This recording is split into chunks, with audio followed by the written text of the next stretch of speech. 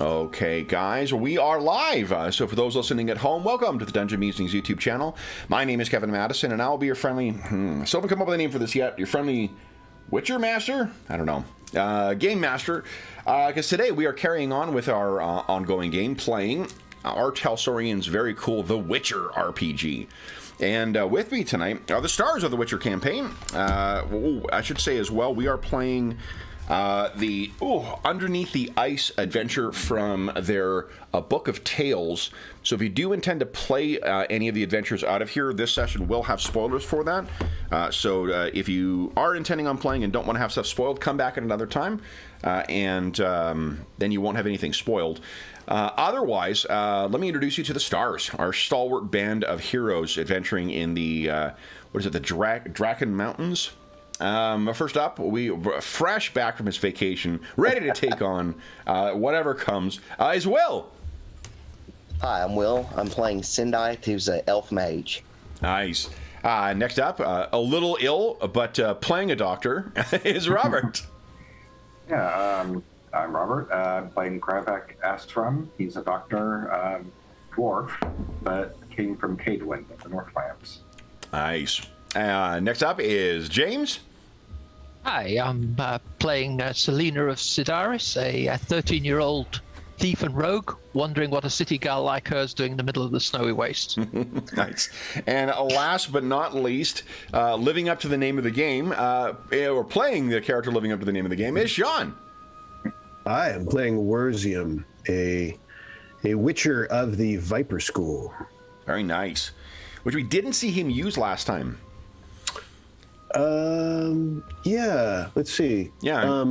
He had them both out, though. I mean, as far as you mean against the wolves. Against the wargs. Yeah, I mean... Yeah. I'm not saying as a criticism. We also, I was going to joke to Will that, because you were gone, we had to deal with the weather, but then I immediately forgot about the weather conditions, so you guys were able to attack without having a trip, so... Yeah. Will was here in spirit in my forgetfulness, so... It's easy to do. So speaking of last time, guys, what happened last time? I'm going to bring you back to... let's see here. I'm going to grab all our tokens here. See if I can... We traveled, so we continued our travel in the snowy wastes on our way to this isolated village. Yeah. And we ran into a pack of wolves that was commanded by a warg that we had heard about. The aforementioned wargs, and battled, and I guess let's see. Werzium tried to focus on it, but it wanted to try to soften us up as advertised prior to its involvement. But Werzium was everyone. Let's see, everyone had wolves on them, and Werzium was able to isolate the warg, and I believe was able to take it down, and the wolves kind of scattered after that, I think. Yeah, I think you guys took down a couple of wolves as well. Yep. Yep. And then, let's see, and then we took some materials from that, and off we went and came to the ice, where more wolves were heard. So we decided to go across the ice, and that was fateful because, somewhat fateful because we ran into what else we'd heard about was, which was, as the name of the game goes, Underneath the Ice. Yes. Our heroes made a dash across the ice of Lake Tancred to the small community of ice cutters on the far side, and the ice was cracking behind you with some massive thing pushing its way through from the bottom. What did you find in the settlement? I have some visual aids here as well, too. There is Yongar. There is Henrik. And Hildy. So we met the inhabitants, and were given a place to stay in one of the storage sheds. The longhouse, actually, where the seasonal workers normally work. Yeah. Yep, and got pretty good information on what had transpired with what was underneath the ice and how it had affected the village. There was some reconnoitering attempted with, Selena tried to overhear some of the conversations, and what's that? And there was nothing particularly suspicious came out of that. Yeah, It seemed to be on the level. Yep.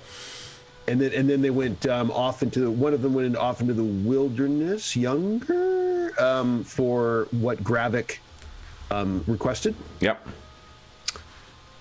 And and then of course, and then we went and looked into the wreckage of the one house, suspicious, figuring that had to be something. The explanation was sort of thin about what exactly had transpired, and we found your amulet we found that it was still, as well. What's that? Your amulet also vibrated when you were near it.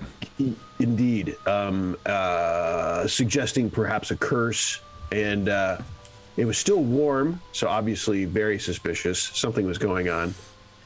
And then we found the trap door, and downstairs, the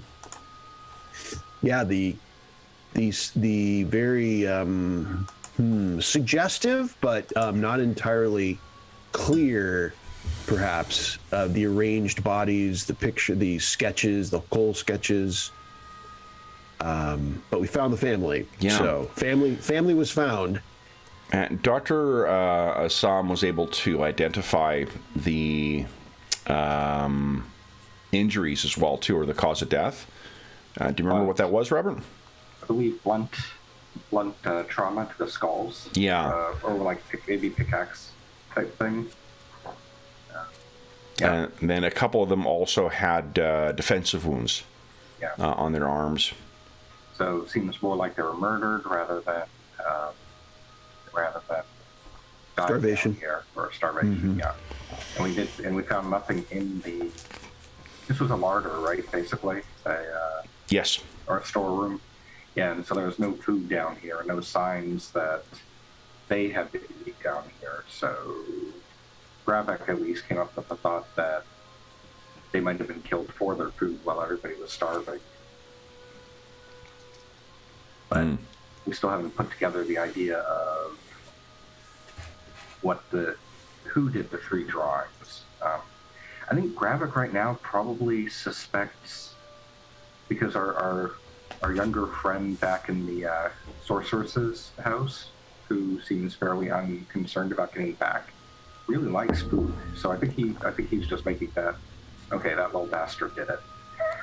Olgar. Okay. Yeah, Olgar. That's what he's thinking, but he's not saying that. Okay. Yeah. Well, no, he said it. He said it at one point. I remember. Okay. So I think where we left was with everyone in the basement. So we'll just assume that Sindith was there as well. Sindith, do you have any questions about the scene that you see before you? How many bodies are we talking about? There are 4. 2 adult bodies, 1 fairly grown child, and 1 fairly young child. Okay. And then in front of the bodies as well, there are illustrations that look to have been made in the hand of a child. And and these bodies match what we were told to expect. Kind of vaguely, but that lived here prior to the house being destroyed. Yes. That was the kid that the sorceress was holding. Yeah. Right? I can't remember the names, but Olgar. I remember. Olgar, thank you. Olgar is Yongar's son. Okay. Has Yongar said anything about his son yet to you guys? Yes. He asked after him. Yeah. He did. Like, did he make it? Is he alive? Okay. And we gave him the information about him. That he's fine, but he's he's eating well. Yeah. Yeah. Sorceresses are fattening him up. Mm-hmm. Indeed. So then, guys, I guess, indeed, any other questions about the... You can restore your stamina as well, too. Oh, okay. Yeah, you would have had time to rest. So, what do you guys wish to do next? Selena was listening in on Hengar and Hildy, but or Henrik and Hildy, and there's nothing really consequential that she overheard. Nothing incriminating, at least. It's just typical, putsying around the house kind of stuff. I'll have to say that even though I've heard nothing, it does seem a bit unlikely that the inhabitants haven't come across this as well. Mm-hmm. What you think? Yes. I mean, they said they didn't go near it because of whatever, vague, like curse and, unholy ground or, something in that general category. But agreed. And it just seems, I just thought their countenance was suspicious in general about it. The trapdoor was covered in detritus as well.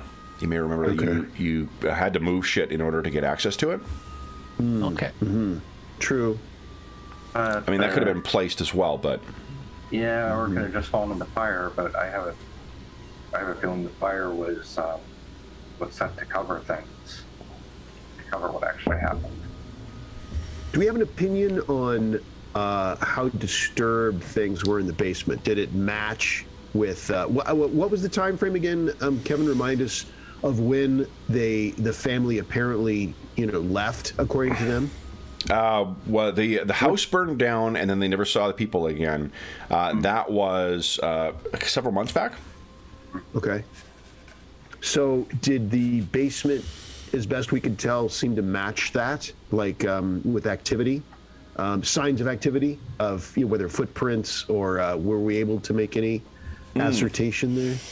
So you guys are down here now. I think it is. I think it's survival that you use for tracks. Mm-hmm. Who's feeling proficient in survival? Let's see here. That Not will it. not be me. As you've established, you are a city girl. 4 for Werzium. Wilderness survival, it's called. Yeah. Yeah. Let's see if there's anything else that's more. Yeah, why don't you give us a survival check there? And remember, you guys have your luck has refreshed for the session. Mm-hmm. You just need to spend your luck before you make your roll. Traffic has 3, but... And say, I'll mention, I discovered the character sheet offers the option to have check marks next to each skill if you guys aren't already using that for which skills you used for the purposes of leveling up. I just kind of came across it in the last 2 weeks. Across the top, there's those check boxes at the very top, and the last one to the right is show that checkbox if you want to use that. Yeah, so it's kind of cool. Yeah, a little useful, kind of useful. All right, let's see. Yeah. Wilderness. Okay. Nice. So it does not appear from the level of dust that's down here. What footprints you can see between yourself, your elf companion, your young woman companion, and the dwarf. Those are the footprints that are disturbing whatever layer of dust and whatnot that is down here. And there's a substantial, I mean, if the top floor burned, there would have been a shit ton of ash that would have kind of drifted down here at the very least. Mm-hmm. And that's what you could see that is down here, is just your markings. You don't see any other obvious tracks. Nobody else has been down here. Werzium's on one. All right, go ahead, Robert. I was just going to say, nobody else has been down here. Nobody else has been down here since these people were left. Mm-hmm. Yeah, Werzium's on one knee looking at the ash in particular and agrees. Okay. I want to suspect them, but I would say it's inconclusive at this point.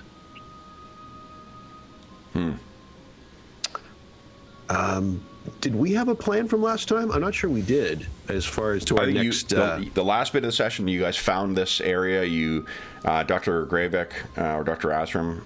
What do you want him to be called by? Just Gravek or Doctor at Gravek? Dr. Asram. Gravek is fine. Gravek is fine. Okay. Yeah, I mean, in this group, he would be called Gravek unless somebody wanted to call him Doctor. But, Okay. Yeah. So the Gravek examined the bodies, and that's sort of where we left it. It was just with the revelation of what had happened to these people, what had actually happened to these people. And we had, I mentioned that the trapdoor slammed shut, and then the beam went on top again, right? Just kidding. and we heard fire above. The reaction of Robert is that's a guy who's played with me for a while. Yeah. It's like, wait, I don't remember. Actually, I will say, I think we did. It was Selena at first that stayed above watching the trapdoor, if I recall correctly, and then Werzium switched with her so that she could go below and we could still have the trapdoor. There you go. We're a suspicious lot, we are. Doggone it, GM. Yeah, well earned. So then, what do you guys make of this, and how does this affect your task before you? It seems that there is what you were hired for was to deal with the threat up here, and so that they could actually deliver ice. It appears that the threat is not a warg. The threat is something underneath the ice. And worthy to bring up. Go ahead, Will. What do you got? I was just going to say, I meant to ask this earlier. You killed the warg, right, Sean? Yes. Did we take any evidence of that? Yes. I think I got its head, I want to say, or something. Yeah, I think it's head, yeah. Yeah. Sounds great. That's it. So we did see another one across the lake when we were running, right? Mm-hmm. Yeah. Yeah. So there was another warg out there. And you have spent only one night here thus far, and you've heard the wolves howling in the hills or in the mountains the entire time. And remind us of the time frame. We need to be back to the sorceresses with the ice when? I think it's like 10... let's see here. 10 days, I want to say, but it might not be. It might be too long. Let's see. You need to be back 7 days. Okay. 7 days into the party. Truly an epic quest. Go and fetch party ice. Yes. Worth mentioning, I think, at this time that let's see her name. What is our patron's name again? She know her companion Louise. Or Louisa? Yes. That she was sort of potentially suspiciously insistent that it was a warg in question, and when there was obvious evidence simply from the boys' witness testimony that something was that it was the ice, there's something underneath the ice, and she was just immediately dismissive of this and go, yeah, whatever, go get that warg. I think to an odd degree. Now, it's possible she just didn't want us to turn down the job or something. I mean, that, I guess one could go with some kind of straightforward answer with that. That's not out of the question, but it deserves mentioning that she was kind of strangely dismissive about any other evidence of something else going on. Cindy, you have experience with Louisa before. Yes. Why don't you give us a human perception check, please? All right. It's under empathy. Yep. No mods. Nice. Yeah, so knowing her as she does, for one, with sorcerers and sorceresses as a rule are extraordinarily, often seen as being extraordinarily arrogant and dismissive of non-mages. Like they have the ability to work their will in the fundamental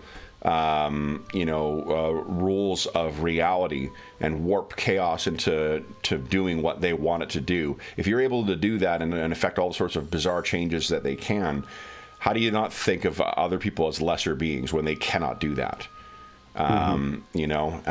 So there's an element of that just among mages in general. she's also a very with a roll that good. That's sort of her personality as well. Right. If a simple, the child of an ice cutter comes in and says something and she thinks she knows better, there's no way she'll listen to whatever that person has to say.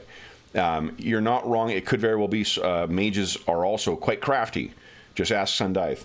Or Gravek for that matter. But the fact that she was so dismissive of whatever evidence the other guy has, it may be more a function of her being a mage and then her own personality quirks or peccadillos, more so than malice to try and mislead you guys. Mm-hmm. That doesn't mean that both or all those can't all be true at the same time, but that's the insight you have into her personality, Syndive. Okay.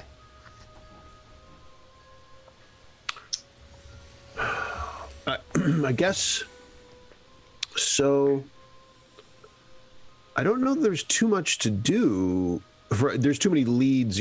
I don't know that there's too many unfollowed leads besides just addressing what's under the ice, and the tasks involved with that would be to how are we going to approach it, and that would involve. Only speaking personally, Werzium figuring out oils, for example. I think that's the correct word. Blade treatments, something like that. As far as he's concerned, but others may also have some thoughts. But I guess it's just addressing how to attack it at this point that I can recall. Mm-hmm.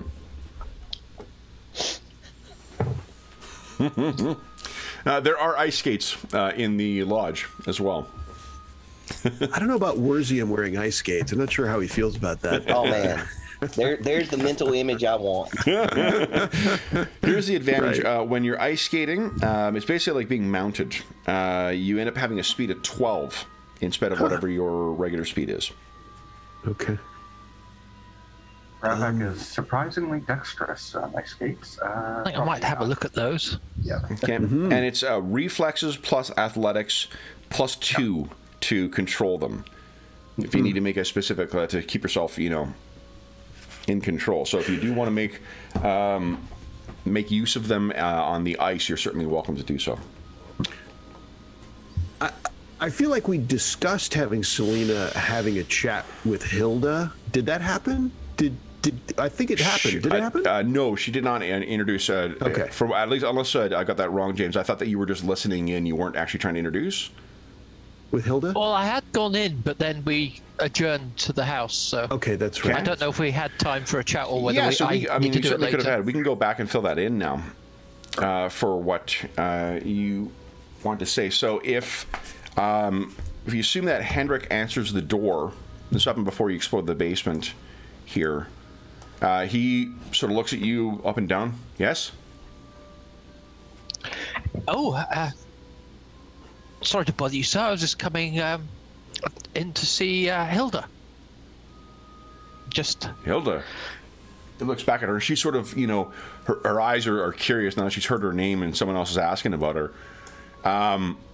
He says, What's your business with her? Oh, just to have a chat with another girl. I'm a bit fed up with hanging around with all these old fogies. Why don't you give us a... Here, is it like deception? Yeah, deceit. Okay. I think, actually, I'm throwing out a word. I don't know if that's the actual... Any deceit? Deceit, there we go, yep. Nice. Is there any modifier or just straight? Just straight, yeah, no modifiers. Okay, so he buys what you're selling, and he sort of... All right, then. And Hildy kind of hops up and comes running over to you. Hello. You're Selena, right? I am. Yeah, I'm just up here with these old folks, and it must be really boring up here, no? Especially here in winter. It's sometimes, but we find things to do. Uncle Ogar's going to teach me how to skate when he gets back. Oh wow! Do you know how already, or you just got to this your first time? This will be my first time. I haven't been able to go yet. I've been too small for the boots. But this year, you travel with that Witcher, right? Oh yeah, him. He's all load of bluster. He is. He hasn't killed monsters? Oh, he tries. Oh. But I think it's mostly talk. Oh. Well, if he can't kill the monster up here, then I'm never going to be able to skate, and we'll... Papa said, well, I'll go maybe hungry he'll then. get lucky this time. Well, I hope so. Maybe I could try out these skates of yours. Do you know how to Let's see skate? if we can work it out. I don't know. We'll give it a try. Henrik sort of like, this is a fairly small cabin. He much more angry than is appropriate for a father speaking to a child. You're not going on that ice! He yells, like just fills the whole cabin.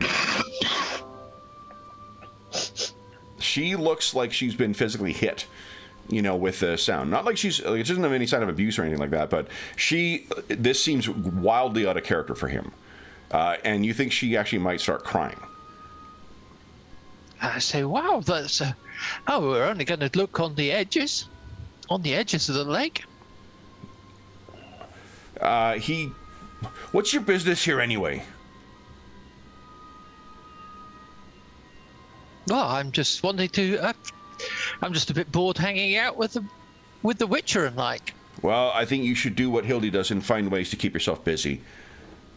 I think it's time for you to go.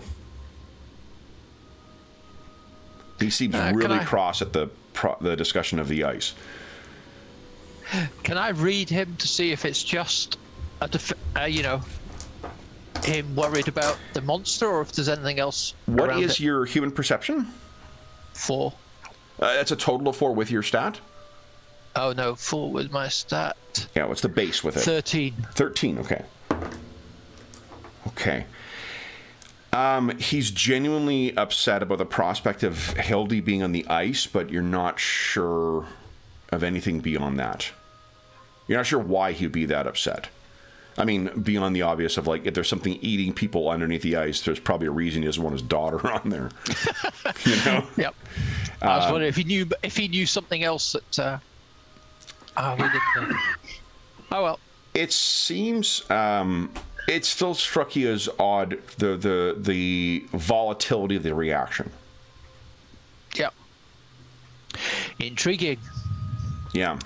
I said, well, can Hildy and I go out to play in the woods anyway, away from the water? There's wolves out there. I think you should leave. Hildy knows better than to be wandering around. Certainly out wandering around with strangers. There's a little bit of an accusatory thing in there. Come. And he grabs your jacket, sort of like the jacket that they've given you, and holds it up. Oh, I'll just head out then. Okay. Yeah, he's brooking no. This is a man who's used to dealing with a daughter, so no amount of doe eyes or whatnot will work on him. You get dressed up, and this is sort of when we see you leave. You make your way over to the investigation that's going on, and because it's such a short conversation, how do you present that to the other guys? Yeah, I was just gonna say, I was talking. I was just having that chat with Hilda and New best friend. My best friend, indeed. I was telling him about how I hang around with this old, unsuccessful Witcher. But when I told him, when I suggested going skating, even on the edge of the ice, he exploded. And it just seemed a bit much, He was a bit triggered by that. It's hard to believe that there isn't at least a bit more going on here than we are aware. I mean, I know he's a bit of a yokel dullard, but still, seemed a bit much. Mm-hmm. Well, and we don't know who put... This is such a small village. It's not like there's a choice of hundreds, much less thousands, and we still don't know who put their fellow village inhabitants in that basement. There's only so many that could do it, unless it was, of course, outsiders, but you'd think we'd have heard something about outsiders by now. Well, and the strange thing, Sindaith, what you can notice as well, the guys mentioned this, but just to put a point on it, this is months old. This is getting into the beginning of winter in the mountains, and like early winter in the mountains even is fucking brutal.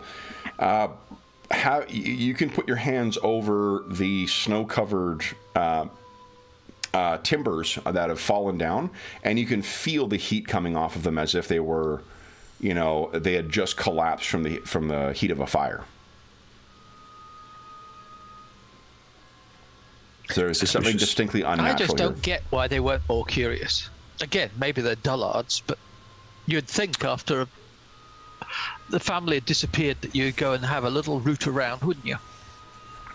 Oh, I mean, that plus the fact that they were clearly murdered, and it's either a very small cast of potential killers in this village, or outsiders that the villagers haven't mentioned yet, which is very suspicious. I mean, if there had been some kind of raiders or, some kind of bandits, or, we would have heard of it by now, I would think. And so that only leaves the inhabitants of the village. I'm somewhat tempted of whether we should maybe not quite confront them, but at least suddenly inform them and see their reaction. That's not a bad idea. Maybe even bring them there and say there is something you must see. Leave Hildy, of course, if you wish, but the adults must see what we have found and see what the reaction is, because I don't know what we do next other than that. And not knowing who killed them is problematic, I think. It seems like a key piece of what we're doing here, in a sense. So is there even another possibility, does anyone think, other than not abruptly and maybe demonstrably informing them of what we've found by bringing them there? Is there even another? I don't think there's anything gained by not telling them. I don't think so. And didn't one of us see somebody watching us? Wasn't that you, Selena? Somebody was watching us from the other. Oh, I forgot about that. In a curtain or something, kind of a window. Oh, that was Henrik. That was Henrik. Okay. Yeah. Okay. And by the way, Sindaith, I'm not sure. I'm not sure that Sindaith. Well, Sindaith would know this, but when we were here, Werzium started talking about the idea that a curse, that I think you mentioned that this could be like a curse, or that the creature under the ice wasn't natural. It was either placed there or arrived, for lack of a better term, like because of an outside influence. And so I think maybe Werzium, what you had been kind of talking about at some other point, was that this event the event of this house being burned down could have something to do with the thing in the water, which is afraid of fire and yet also very, very hungry, apparently. And once its hunger is satisfied, it seems to lose interest in whoever else is on the ice. Am I remembering that right, Kev? That's sort of what that discussion was about. Yep. Yeah, because Okay. there was a question of whether this is something that could like naturally migrate in and just be a problem. Yeah. And that's just not this type of creature is Yeah. just not. Yeah. It's something that arises from something unnatural. Yeah, and I wanted to make sure that Will got that, because I don't think we've discussed that yet since he's been here today. Did we have any kind of time frame on that? Just out of curiosity. I think we did. What was it, Kevin? It arrived. When did it arrive that they're aware of? It was the first time they tried to get ice for the season, which would have been after, like several months after the thing burned down. Okay. So that's not long. Basically. Not long, no. And Right, curses okay. are not like light switches, right? Like they don't necessarily automatically manifest. It is not unreasonable. The thing that witchers or anyone else looking for explanations for the unnatural go to is these kinds of connections. Curses have a sick and twisted logic to them more often than not. So I would suggest that our primary theory would probably be that something untoward happened to the inhabitants in the basement, and the people that made it so are also inhabitants of this village, perhaps accounting for some strange even reactions by Henrik, for example, and that this is possibly the reason for what's under the ice. And that's a good reminder, Gravik, because that possibly provides us with an additional way of addressing what's under the ice. Is not just killing it, but perhaps driving it away using the reason it's here. And so we would need to know two reasons. We would need to know more about why it's here. Number one, because maybe we don't have to fight it to get rid of it. And number two, to learn more about it so we know how to kill it, because I don't yet know enough to perhaps modify my weapons. What were you going to say, Sindai? I was curious, did any of you check for any type of magical accoutrements in the burned down home or the basement? As in perhaps for maybe a summoning ritual or a cursing ritual? Mm-hmm. Well, you should take a look, Sindai. I should definitely take a look, I think. Yeah. Why don't you give us a, let's see here. Just thought of that. Mm-hmm.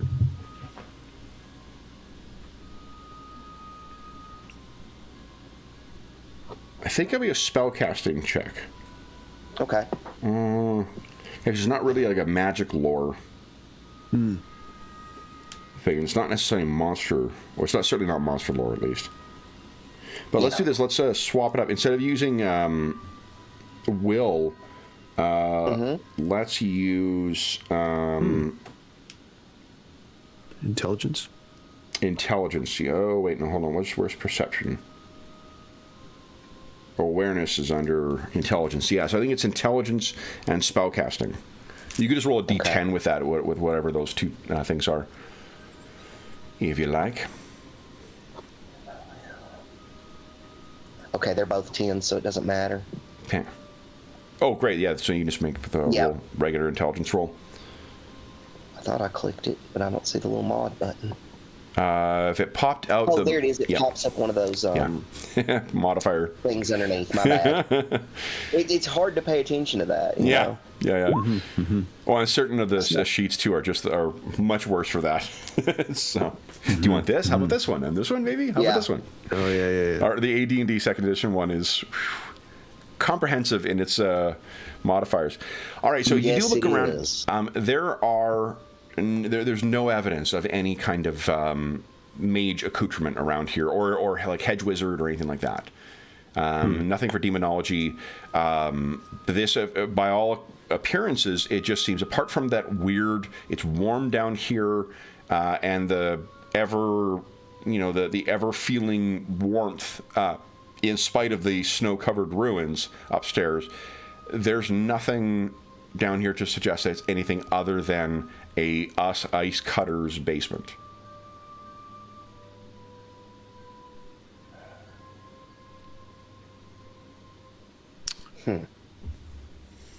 Well, so much for that idea. Well, I mean, what it does is it eliminates one thing then.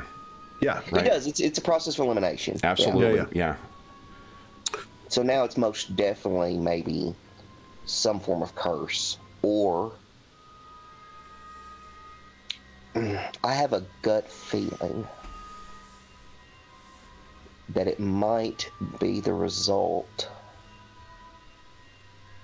of something they did back at the Sorceress's Lodge.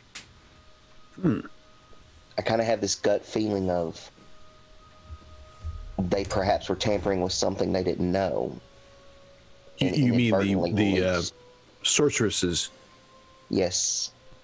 It's entirely possible, I feel.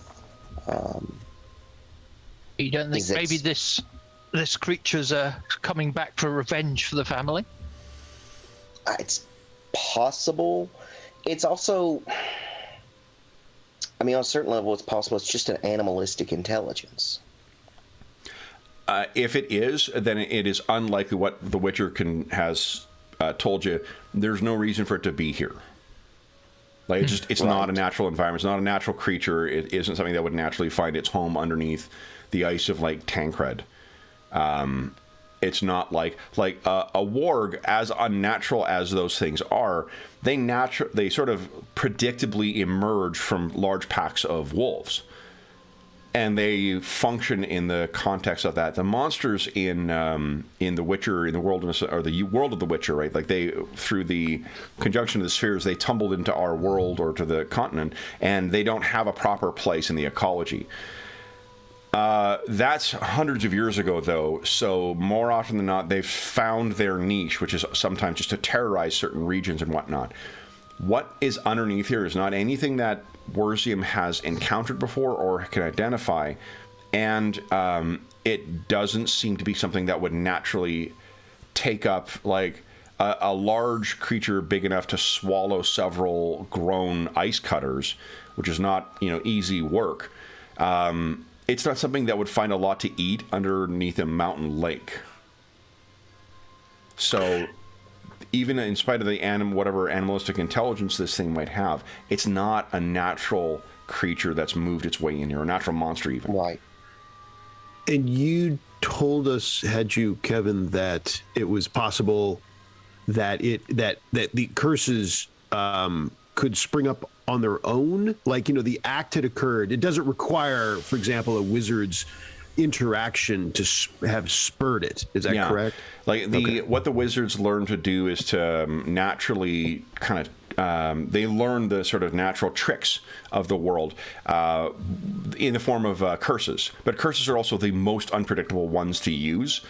Spells, there's some danger with working chaos with spells or with signs, but it's nothing like when a curse goes awry. Curses are a spell that goes awry will have an effect and then it'll fade usually. The curse is something that works with the fundamental principles of the universe. And that can be triggered, if you know how to sort of trigger those things, you can do that by way of minor curses. I think Sid Dyth has at least one that he knows how to use. But for other things, it can just emerge from strong emotions, from, I mean, the murder of an entire family certainly can, could be connected to something like that. It wouldn't be the first time that a murderer has been bedeviled by a curse of their victims, if that is indeed the case. Does that answer your question? Yeah, okay. Yeah. So, and the adults in the village, Henrik and Yongar. Yongar. And those are the only two adults, right? That only we've met. Two surviving, yeah. Olgar is technically an adult as well. Oh, and Olgar. Yeah. He seems unlikely, but he certainly cannot be eliminated. I will say, just as an aside, as much as I tease certain, art stuff where like people don't follow the art order, but like, look at the fucking family resemblance between Yongar and Olgar. The artist did a terrific job there. Yeah. Yeah, true. Yeah. Yeah, like you really see the intended family resemblance there. So kudos to the artist. Sorry, I interrupted you guys with my bullshit. Olga's the right age to have done the creepy artwork. And he does have I'm sure they all do after a year of this mush, but he also has a taste for food. Yep. As far as the motivation of the crime. Yeah. Well, I think what's left is to subtly, not so subtly, confront Henrik and Yongar with what we have found. Does everyone agree? Yep. I agree. Yeah, I don't think it's going to hurt at this point. So Yes. Yongar is gone for the morning at the very least, collecting herbs and whatnot that Gravek requested. What do you guys want to do with the remaining hours until he returns?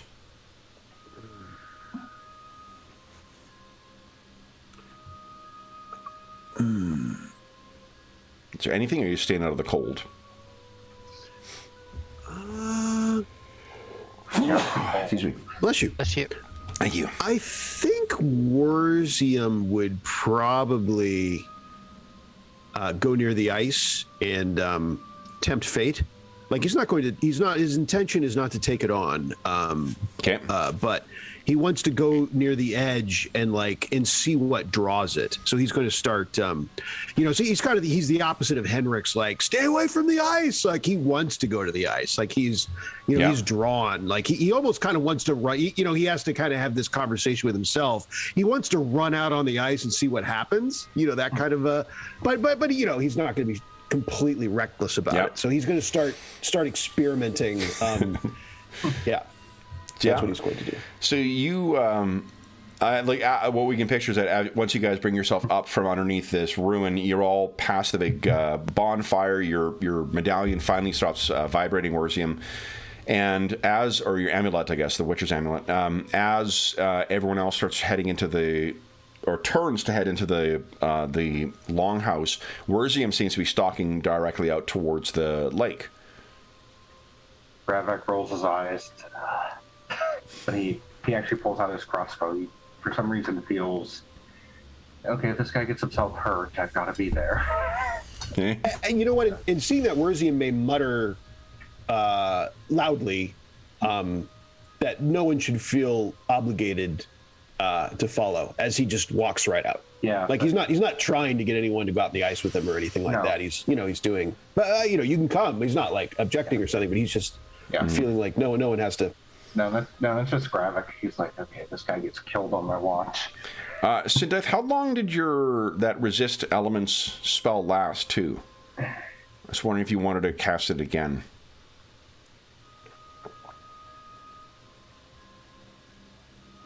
Will, do you remember? Will? How long the total? Yeah. I want to say it was 6 hours, but let me look for sure. Okay, that sounds about right. The shelter. Oh, excuse me, it's 1d6 hours. I'm sorry. Oh, okay.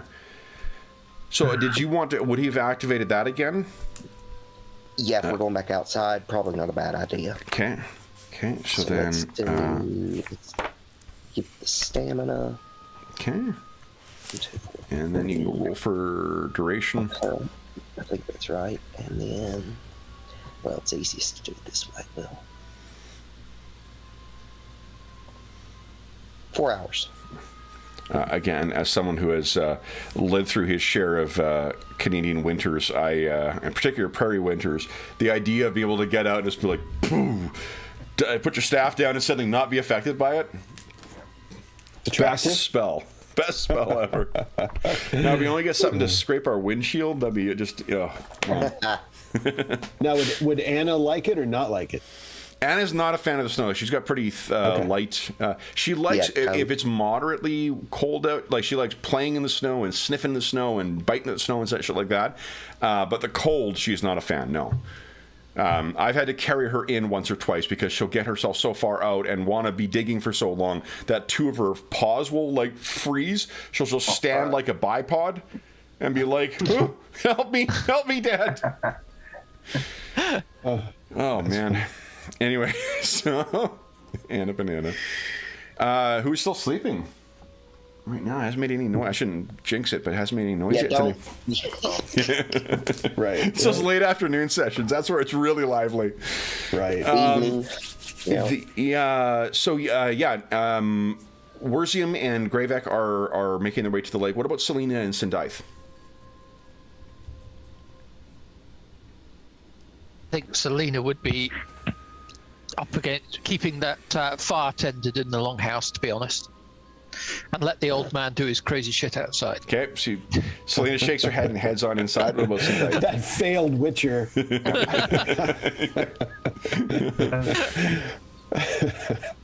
Sindai, are you following out to the lake? He would go with Warzium.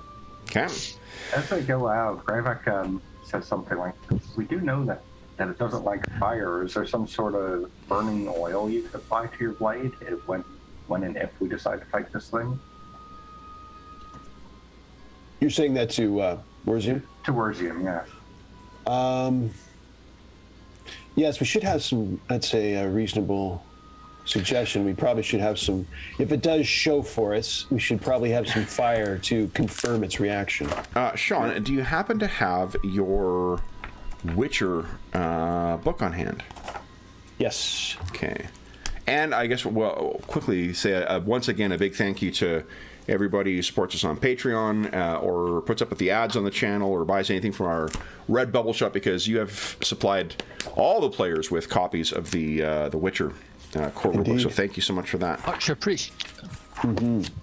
The reason I ask is because I see on, let's see here, the oils area, or on page 248. I'm already there. Yeah. Look at that. What's the second one down after beast oil? Oh, interesting. Yeah. That's. I hadn't noticed that. That's quite so directed. That's so. That's quite so topical.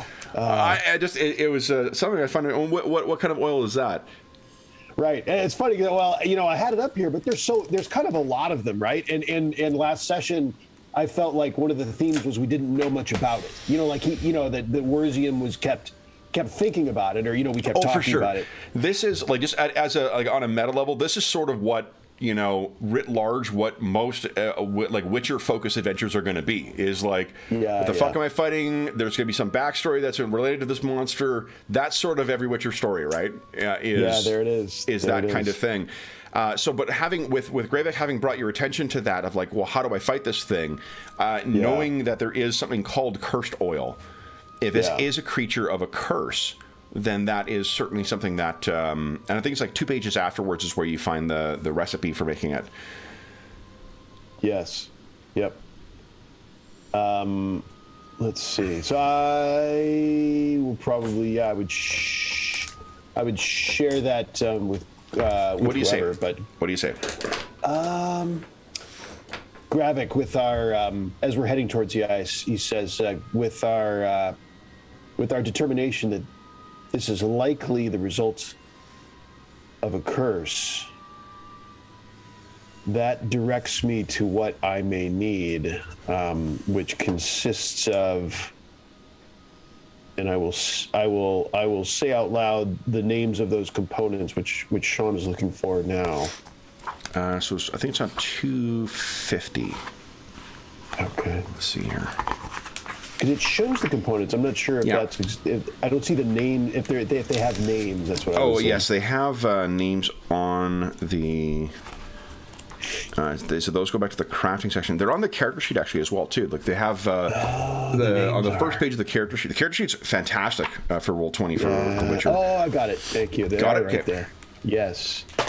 Gravik. Yes. I think that we are. Our thinking is correct enough for me to start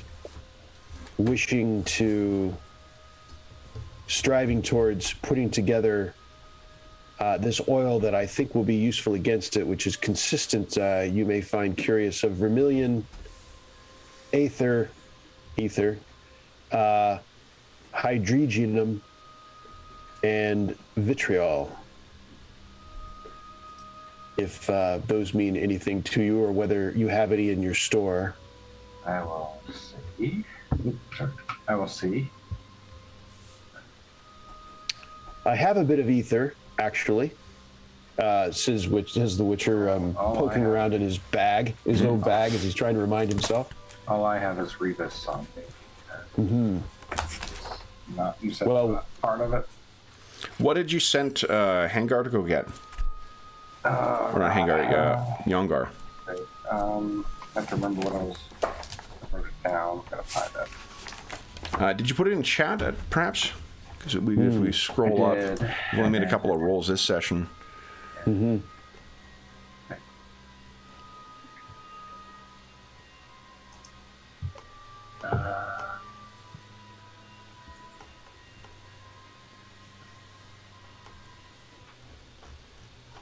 It's like Ducal water and Bryonia, which is Calcum. Okay. Calcum is Bryonia, Ducal water is Caperth.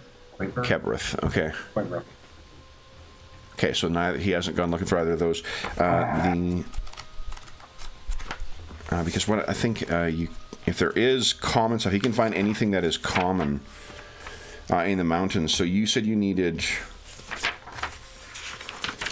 Let's see here.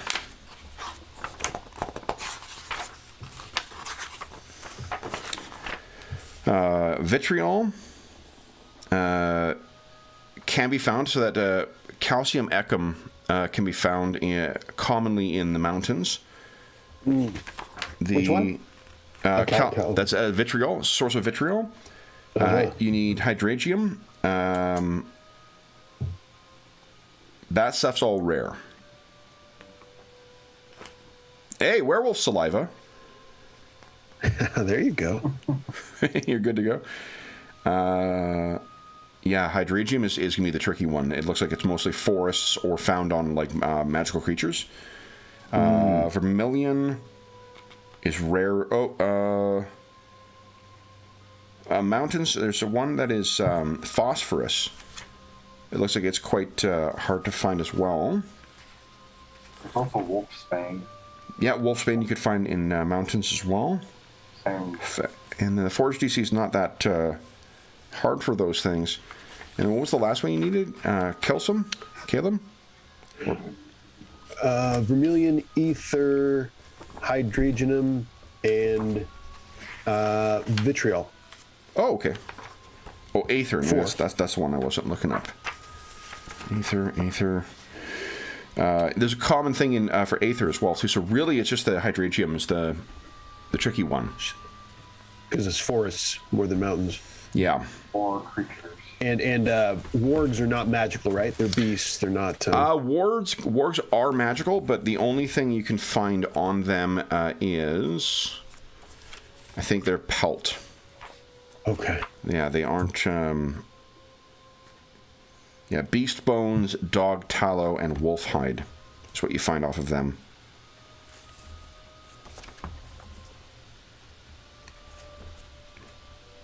So good to know. So I'll be chatting about this with Gravik on the way to the ice. Okay. Yeah. I was checking the availability here. Codes, because I don't remember what they are. Here we go. Poor. Okay, so some of them are either rare or poor. My stomach is growling. I should have eaten more for breakfast, but I don't know. Uh-oh. The beast awakes. Her stomach is growling too. Yeah. Okay, so then it looks like we're having Sindaith and Gravek and Werzium who walked to the edge of the lake. So the wind is whipping across here, right near the edge of it. There's no windbreak whatsoever, so it is brutal cold. Your photo or your illustration you're using is very accurate for what your hair is doing right now, Werzium. Sindaith is fully untouched by it, and Gravek keeps close to Sindaith to enjoy the comforts of the spell. Yeah, only that long beard gets caught once in a while. Yeah, exactly. As you stand at the edge of the lake, you stare out at the, the sheer and black, surface. There seems to be, as if you can see nothing underneath the ice itself. You stand on the edge off of the ice for a time, and then it sounds like you're taking a couple steps out onto it as well. Yeah. I mean, he's going to be, Eventually, like he's doing a whole kind of experimental thing. So he'll like be standing there and he'll watch for a while, like kind of annoyingly quiet, just like trying to get a sense for what's going on here. Like, can he possibly hear it underneath the ice without stepping on the ice? And then he will, probably even walk around the ice a little bit. So he'll take his time, trying to assess, step by step. What do you mean by walking around the ice? Well, like, can he hear it? Can he hear it moving underneath the ice? Is there any sign of it visually? From standing on the shore, there is no sign of it whatsoever. Okay.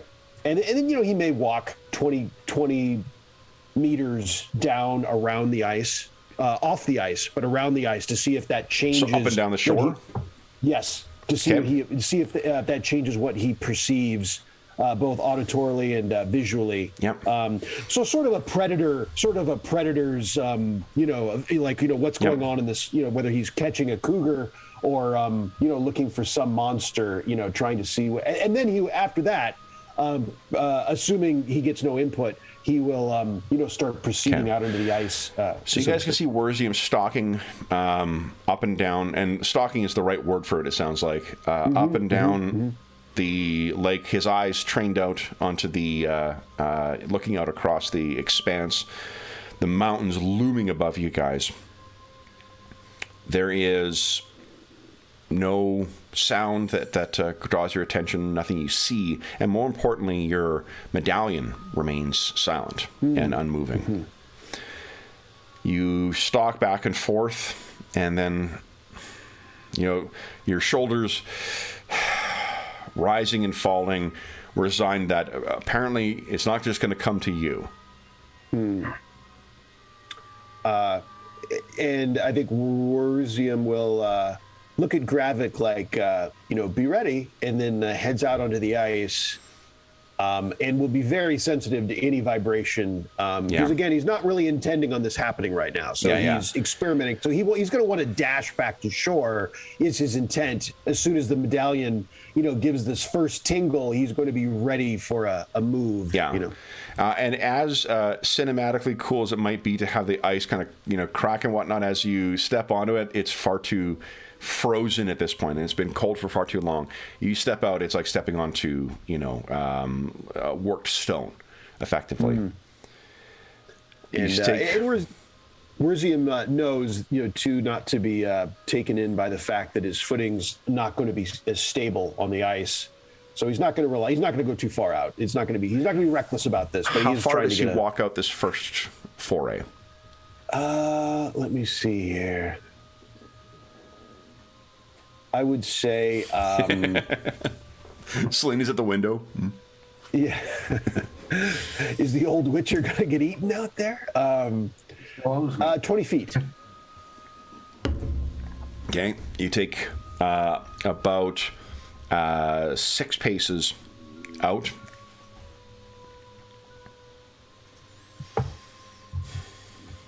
Nothing as of yet. The wind is still blowing around. You look back, and Gravek is shifts his stance. His crossbow is at the ready, and Sindaith is standing there, leaning on the staff, unaffected by the inclement weather. You turn and look out. There's a huge expanse of snow, blowing snow, and trackless ice for this lake. What would you like to do next? We hear the wolves at this time? Yep. They're somewhere off, though. They got to be at least a mile away. We'll go 30 feet out. 30 feet total. Okay. Another 3 steps. It's now 30 feet away from shore. A mere 10 meters. 10's more than 8, right? Nothing.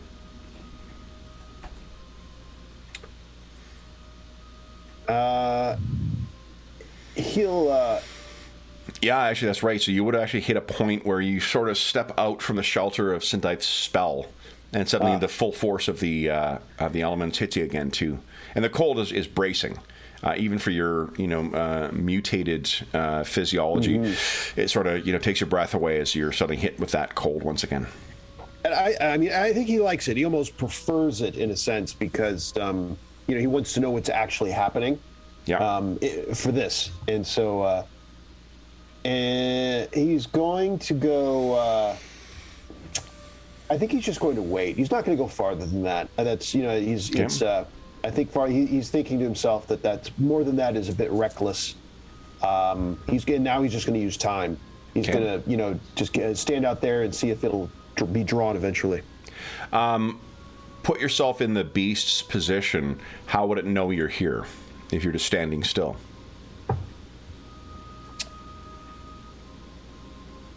He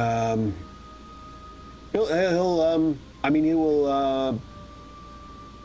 I suppose he'll jump up and down. Okay. We're gonna get some bouncing Witcher. You leap up, boom, down. Yeah. That goes on for 5 minutes with no response. Nothing you can see at least. He enjoys stretching his legs. He finds, I work up a little sweat out here in the bracing cold. Witcher CrossFit. Pretty much. It's just doing burpees. He prefers exertion than laying around. He's like, this is so much better. And it certainly helps with the weather as well too. Circulating, prevents your toes and whatnot from getting cold. He's going to experiment a little bit on dashing. So he's going to run, but towards shore, like let's say from 30 feet to 20 feet and back.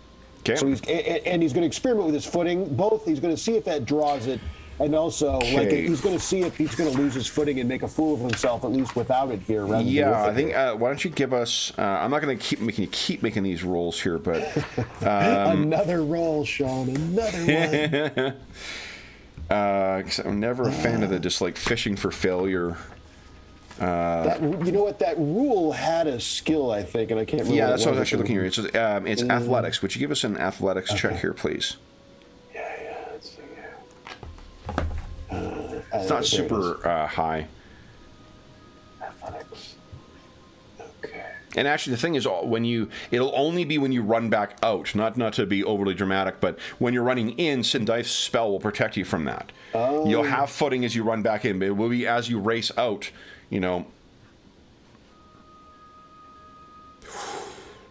So as you stop, you can feel yourself slide a bit, and there's a bit of unsteadiness, but that's exactly what you needed for the. And you do this for how long? You've been 5 minutes standing there and there was nothing. You race back and forth for 5 minutes. Yeah, I have 5 minutes. Give that a shot. And when you get out on one of the last times, that is when you begin to feel you're out there, you slide to a stop, and you can feel your medallion begin to tremble. And I think Wurzium says, "Ha!" and yells back to Gravik and Sindife, "Ready to save me?" And did I slip? I almost slipped. Is that what you almost said? slipped? Yeah, you kept your footing. It was more of a sliding thing. You did a bit of the uncertain, wobble back and forth, but you did not fall. So this is where Wurzium would show, probably as much emotion as he's going to, because it's the hunt, and there's a little bit of success. And he starts trotting. He starts trotting, I think, back to shore at this point. Okay. So you trot back to shore. By the time you get about, we'll get within Sindife's spell, your medallion stops trembling. So from Sindife and Gravik's perspective, what you saw was, over the past 10 minutes, Wurzium walked to the ice, walked back and forth from the shore, looked, mysteriously out, cautiously made his way out to a certain distance, made his way out a little bit further, did a bunch of hopping, and then ran sprints back and forth from where he was to the out, stops, then walks back saying, "Ha!" Which I love. That totally fits with the Witcher's list. Tell us something, man. Come on. Yeah. So what do you see? The Witcher goes within. He stays on the ice, but he goes. He's within your spell, I guess, and but he's, just 15 feet onto the ice and says to you both, It was coming. I'm not sure it is now, but it was coming. So we know how to draw it when we're ready. Good to know. Well, what do you do next? I don't know if there's much benefit to getting it to break the ice for us at this time. Do you agree? It breaks the ice if it takes all the ice.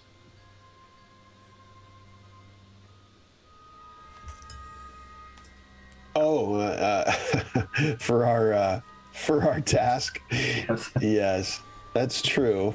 It's a costly. I like the suggestion though, and he's rubbing his chin. So what do you guys do next then?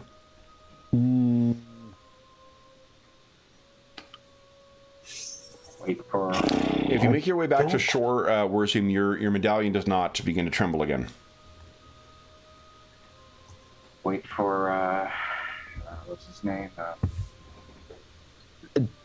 Yongar? Yeah, Yongar. Come back. Kevin, do we think we have any chance of finding any of the ingredients ourselves, or would that be a major expedition? You could. Just the reason I think Yongar offered, he's got nothing else to do. Mm-hmm. Gotcha. So he was happy to help with that. You certainly could go out there. It does sound like there are wolves and potentially wargs out there, though. You not being familiar with the area, you may accidentally stumble into their territory, whereas Yongar might be able to successfully avoid it. But yeah, you could definitely do that if that's what you want to do. The problem is we need to find the rare one. It doesn't appear to be there anywhere nearby. Mm-hmm. Let's see. So the vitriol, I think, was not a problem. Oh, it was just the right. It was just the yes. Hydrogenum. Hydrogenum.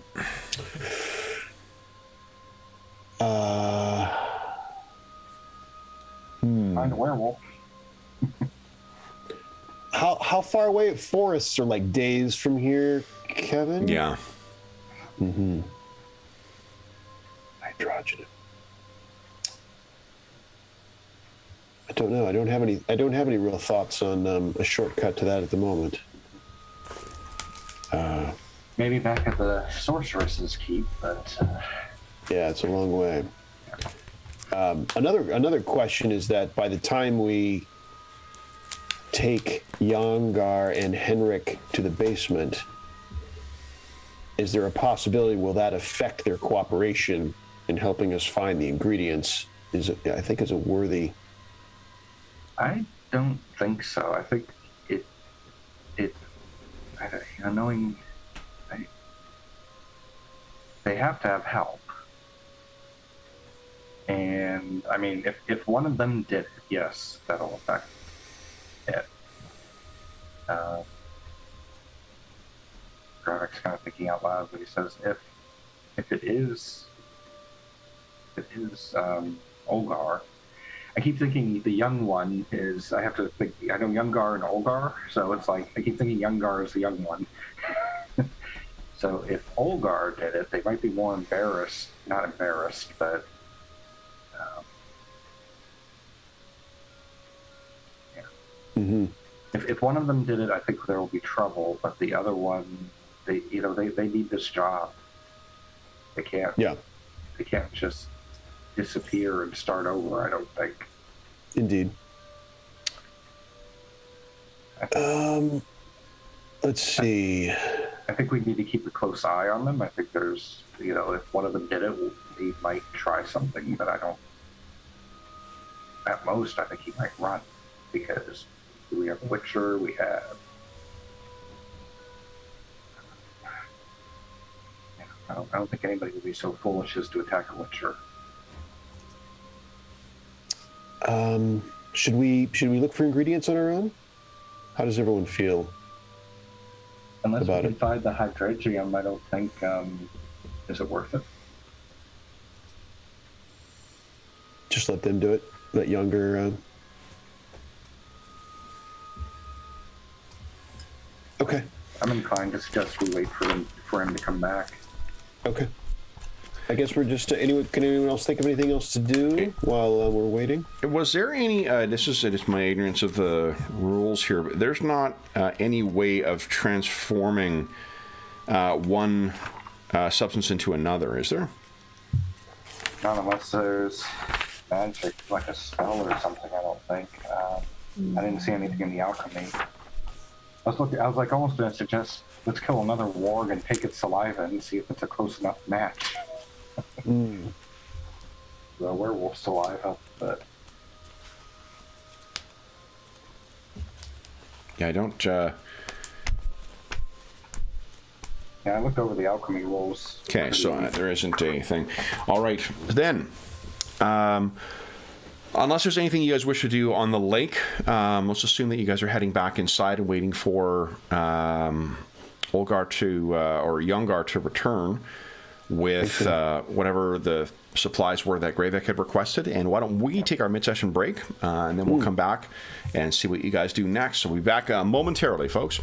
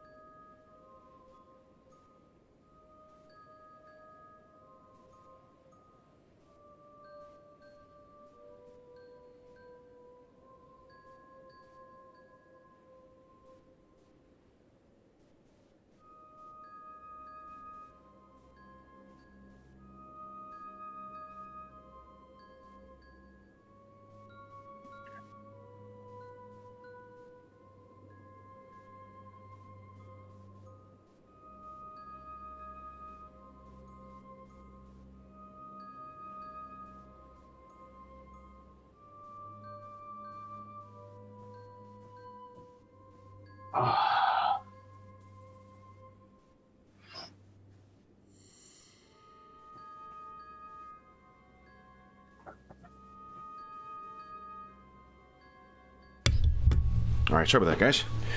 The beast has returned indoors. She did not want to. It is going to be a quite nice day today, and she was very happy to stay outside. Last week, I let her stay outside during one of our sessions. I think it might have been our 5 Rings one, but I had to take a break and go and bring her back in. Oh, no, it wasn't 5 Rings. It was something else. But anyway, I had to go out and bring her back in because my neighbor's kid, likes running up and down the fence and, like, getting Anna to jump up on the fence. She's 55 pounds. So, like, that fence is going to give way at some point, and that's going to be one very surprised kid. So we cannot do that anymore. That's why we can't have nice things because of neighborhood children. All right. So then, guys, with all of you back inside the longhouse, what are we thinking? What is the plan for either confronting the others or for... I have a little fucking buckwheat little curl going on up here. It's a good look. Oh, okay. Sorry, guys. Gotta look nice for you, you know? My Saturday morning best. I remember one time when I thought you were going to kill my character because I made a comment. Like, no hero points for you. I would like to think that I'm not so vain. Although I jokingly said to someone else, I did a tutorial for a bunch of our summer students for it afterwards, and one of the young Zoomers who is going to be soon a lawyer told my assistant, he's like, he's got really cool hair. I'm like, you've just tacked on 6 months to my midlife crisis. So there you go. All right. What do you guys make of this? Silly, you've been inside and got the fire going in this massive and seemingly cavernous longhouse. It's so empty, with the amount of people it would normally accommodate. Everyone comes back in. What are you guys thinking? I think we're waiting for them to come back, and then we're going to lead the adults down into the basement to get their comment, watch their reactions, and then somewhere in there afterwards, I suppose, we'll tell Yongar about further ingredients we need. Okay. If they're still on our side. Okay. And even if they're not. Yes. Okay. Yeah. So it's a matter of a few hours. There's plenty of still like cards and whatnot left over here. So if you guys want to kill your time with some Gwent, you guys will certainly be able to do that. The Yongar, I guess after a few hours, the door opens up into the longhouse, and Yongar comes in, still dressed up in his things with a little, like a satchel for collecting herbs and whatnot. He comes in, kind of stomps all the snow off, and says, "Oi, dwarf, I got your herbs." Oh, great! Thank you so much. You're welcome. Anything that'll help here? Any trouble with the wolves? Nah, I knows where they are. I keeps my way free of them. It don't bother you if you know where to keep away. Go ahead, Gravik. Oh, I was just going to say, should I roll for the amount that he got back? What were the actual... Did you find your notes for what you requested? Yeah, it was ducal water and... Oh, yes, we went through at the start of the session. Sorry. Yes, so let's see here. You found... Here we go.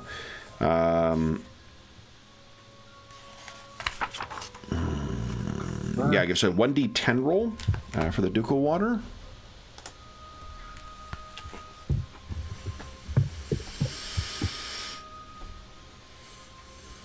That shit's rare. Yeah. Around here. And I'm sorry, what was the other one? Under.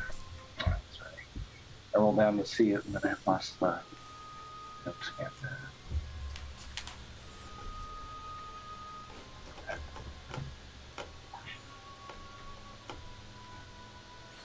Oh, and Brionia. Brionia, that was it, yeah. Okay. Falls 1d10, it looks like. And that is... Yeah, 1d10 as well. 10, nice. Okay. All right. And just a reminder too, you need to have the actual recipes to make the stuff that. Yep. Right, Cameron. And in general, where do we get the recipes? Like you purchase them from alchemists. Okay, got it. Yeah. Yeah. Okay, so he hands over those things. That's what I could find. Leastways with this one. If any more, I can try again tomorrow.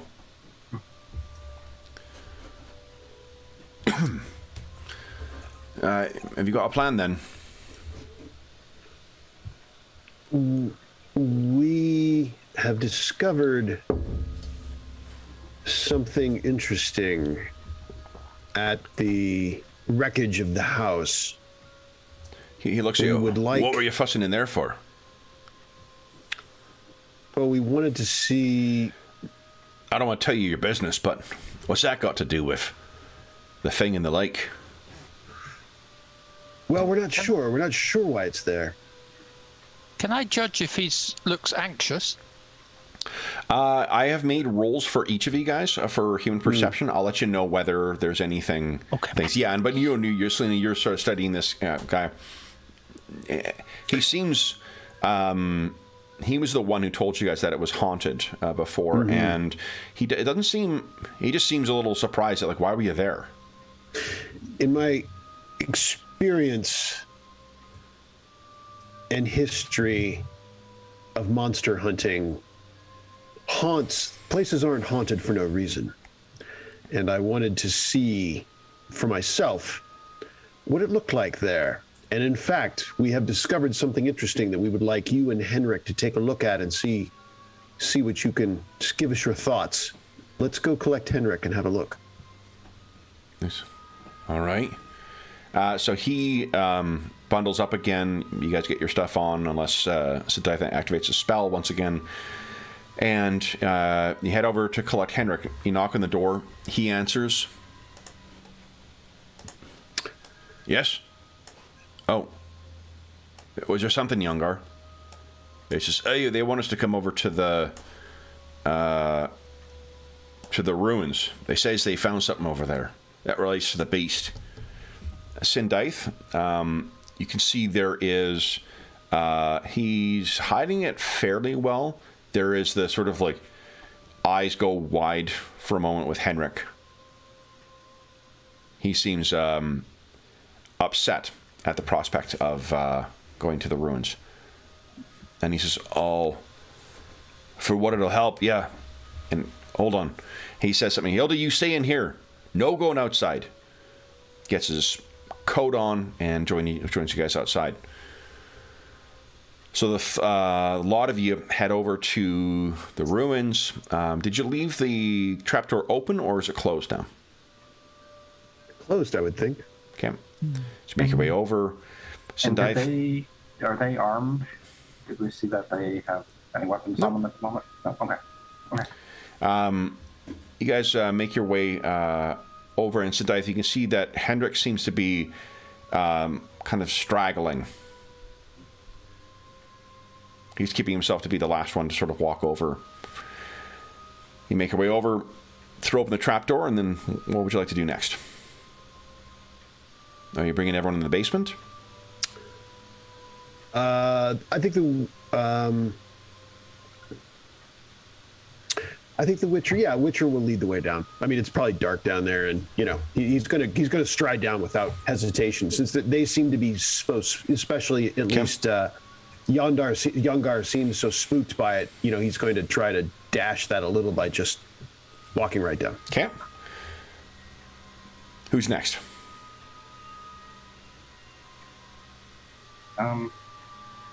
Gravik will go down. Okay. And then?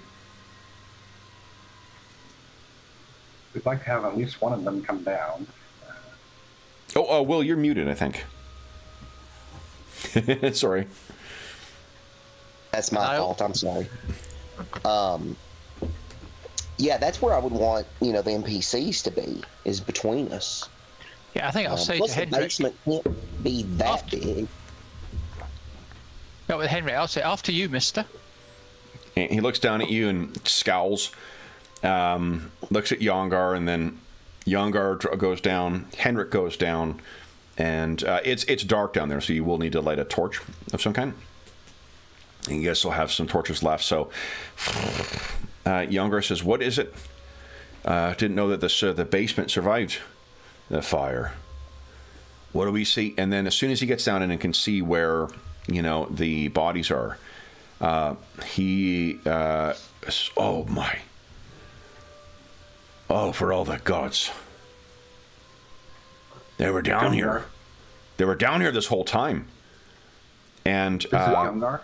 Sorry? This is Youngar? This is Youngar, yeah. Okay. And Sindaith, once again, you pick up that when they get down there, Youngar shoots a look to Henrik and then very briefly looks away. Youngar wastes no time sort of going over to them and looking. Who put them like this? Who put these pictures here? Turns around. Is this what you found, Witcher? Indeed. Looks at Sindaith, who seems... So they were down here. Mm-hmm. They were down here this whole time. We thought they left and burnt it down. This whole time. So you knew there was a basement? Oh, we knew, yes. But neither of you ever thought to look in there for anything? What fool would think you find safety from a fire in a basement? And what business would all of them have being down there? Why is it so warm down here, too? Yeah, that's the weird thing. Put your hand near the... is there anything down here that's warm in particular, Kevin? Or is that only no, it's more above? on the top floor. If you put your hand near the embers up top, they're still warm after all this time. He spins around. What? I told you, this place is cursed. This place is haunted. And now we know why. The question is how it got that way. We know the what. Now we need the who. He spins around. What are you saying? I'm saying... So you're the ones that were here. Who else could have done this? Like, did anyone come to the village? No. The seasonal workers. They started trickling up here before. But... And Sindaith, you see again, like his eyes go over furtively to Henrik, and then back, trying to avoid drawing too much attention to, or creating too much of a scene, I suppose, between the two of them. Sindaith is the only one who's picking this up thus far. I will, not seeing that, I will look at, I will say, are they still over by the bodies? Are the Youngers by the body? By the bodies? Youngar is sort of standing closest, unless one of you guys has interposed yourself between him and the bodies. He's the one closest to it. No, I'd like them. I would like to get Henrik just as close, and I'll say, Henrik, come over to see what Youngar's seeing. He shakes his head. I can see the dead bodies just fine from here. I'm not going no closer. I'll give him a stare, and I'll say, you can't see what I'm referring to. He says, what can I see there? Well, come over. I don't need to see bodies. I've seen dead people before. Look at the back of their heads. Can you see that from there? He looks... What are you trying to say? That you can't see the back of their heads from where you're standing. I don't need to see no back of the head. You monster. Younger, this monster's coming in. He's the one who's done something here. We don't need his kind in here, you filthy mutant. I think Werzium smiles. He prefers, there's been way too much agreeance in this village for his taste.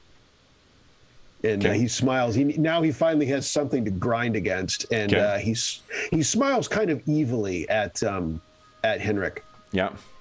He wants to fulfill the accusation, actually. He's kind of itching a little now. Okay. We don't need to see this. If they're down here, what if he came down here? You know what it was like last summer. Hunger all around. If this fool came down here, killed his family, and then set fire to the place, how different is that than him just fleeing? This is Henrik saying it. Youngar says he doesn't seem, Sindaith, he doesn't seem convinced that Yeah, he's looking right now back and forth between what Henrik just said and the bodies. Gravik interposes and he says, since you won't come over and see each of these bodies as bruises where they attempted to defend themselves in the backs of their heads, their skulls have been opened as if from a pickaxe or other blunt instrument. I'm not a freak like you, dwarf. I don't need to be in so close, this is Henrik saying this, to see those things. You may want to root around in our kind's dead bodies. I've heard that about your kind. Oh, I have no desire to see dead bodies. So says you, rooting around. Are you listening to this, Yongar? Do we need to listen to this anymore? Where's the food that was down here? How do you know what food? You aren't listening? There was no food that summer. There's been no food here for years. And Yongar looks over. He says, he's not lying. There wasn't no food down here. Now, Selena, you can pick up that Henrik is clearly fibbing about something.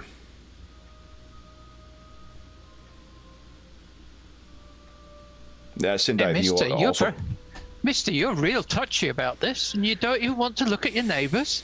You're not even curious as to what happened to them. No, it's obvious it wasn't us. Look at them. Can't make them undead, can I? If they're dead, they're dead. If he killed his family and set this, look at this. How do you kill yourself with a club to the back of your head? Yeah, you don't seem very bothered about it. They were your neighbours too. He looks over at Yongar. I don't need to hear this no more. There's nothing more I can add down here. And he turns and makes his way upstairs. Yongar sort of just watches him go. Werzium is going to leap onto the stairs in front of him.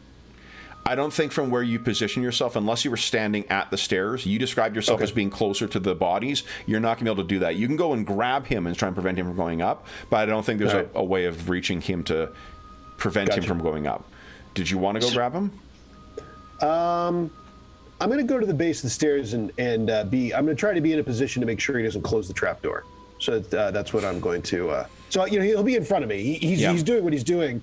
But if he makes a move to close that door, Werzium's going to make a move. You see him step out on top of the up to the whatever it is, the top of the stairs, and then ladder up, out, and then nothing. He's gone. You can hear the howling of the wind outside. He's stomping off. Just as long as he didn't try to trap us, that was the concern.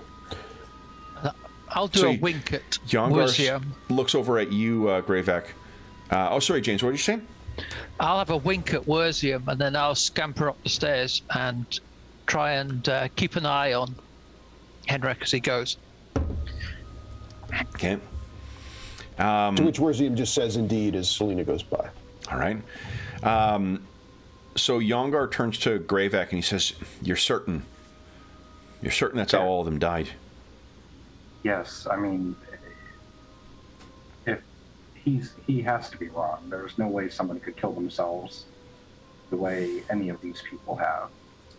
And they at least some of them attempted to defend themselves. It points to an arm that's actually broken. Yeah. So he his shoulders are just like he is the epitome of the that kind of like old man strong that grandfathers back in the day. My grandfather worked on the railroad, worked for the railroad company, and he had this just like fucking ropey strength to him that old guys get just from working all the time. That's what this guy has as well too, hardy mountain man kind of stuff. But he seems deflated. Like I think for this man that you've never seen him quite as weak as what he seems right now. He looks, shakes his head. He says, "That summer, it was so hard up here. It was so hard for all of us. My boy, he was old enough to know what was going on, but with Hildy, she was too young, other to know that her belly was hurting.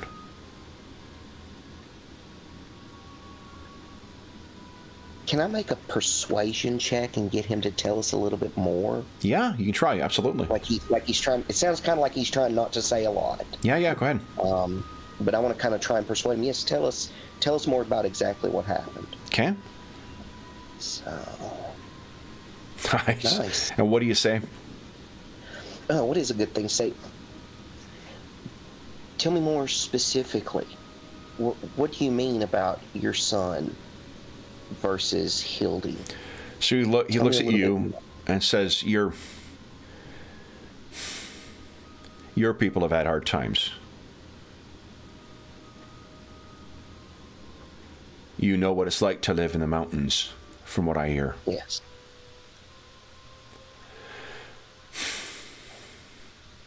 No one wants to see their kids go hungry. And with my boy, he's tough. He's tough as shoe leather. But Enric losing his wife, Hildy's mum, and then having such a long and lean season, going into a long and lean winter.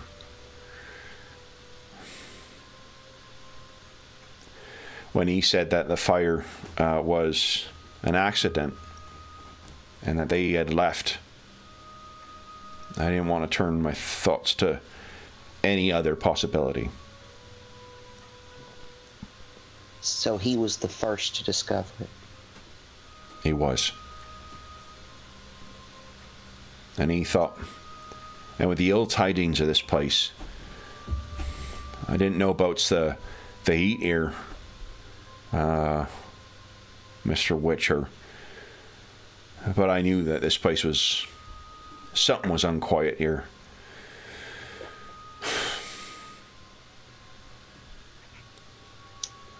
Did Henrik ever tell you specifically what happened?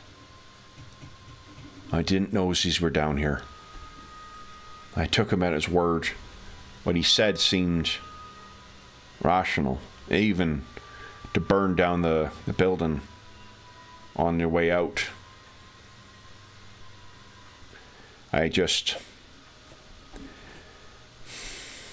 Hunger drives a man to do strange things, and the hunger of your children. And he looks back up at you, Sindaith. Your folk know what that's like. But these... And do you think he could have done this now? If it's as your dwarf says,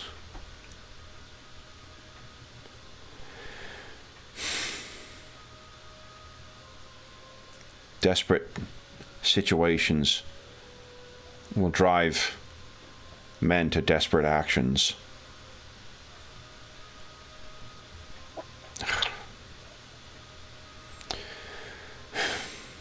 I look over at Warzium, kind of catching his eye, and just state that these types of actions can have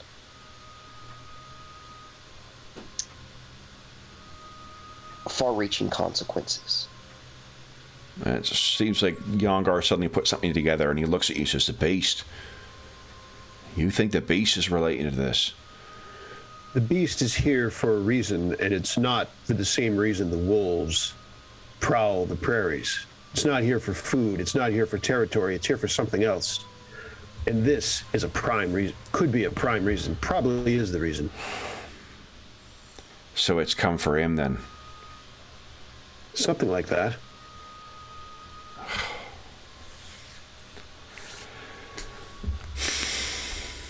What can be done? Is there anything that can be done that spares leaving Ildy without a father? I had the same thought. I would say without Hildy, the clear answer would be to tie him to the ice. But I don't know. It still might be the answer, but I'm open to discussion. Can you not just slay the creature and have justice take it on him? Werzium gives I don't even know what to call the expression of like, oh, I'll just do that then, kind of like let me, and but what is your trait? Is it not? It is. It's really. It is. It is It is to intelligently defeat monsters, not to recklessly approach them without thought or consideration. But Gravik asks, and would defeating the monster, if it was created through this, would that actually defeat it? 100%. Would the curse? Okay, the curse would then be gone. Unless there's something specific about the creature. Certain creatures are like cyclical or whatnot, but those are more often like spectral things, like wraiths or things like that need to have some kind of putting to rest. This thing seems flesh and blood, and a flesh and blood creature of a curse. That is what Witchers have a great deal of knowledge, and they learn a great deal about curses and about magic and about monsters and whatnot. But there's also a reason they carry around those two big fuck off swords, is because when in doubt, just kick the shit out of the things, and that will take care of your curse. Yeah. Plus, curses, unsurprisingly, the rich and powerful may also elicit reasons for being cursed. Kings and queens do awful fucking things in the world of The Witcher. And if that results in a curse, the remedy is to kill the thing that is the manifestation of it, as opposed to, if it's a creature, as opposed to trying to rectify things. Why would you ask a king or a queen to, rectify things? Madness.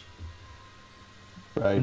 In that case, then, if the thing is flesh and blood, would even, and he looks at Werzium and asks this, he says, would actually giving it, not that I'm suggesting we should, but would giving it Henrik stop it? If it's now flesh and blood, it might, because if it is a manifestation of like a curse of wrath or something like that, it might, but it might not.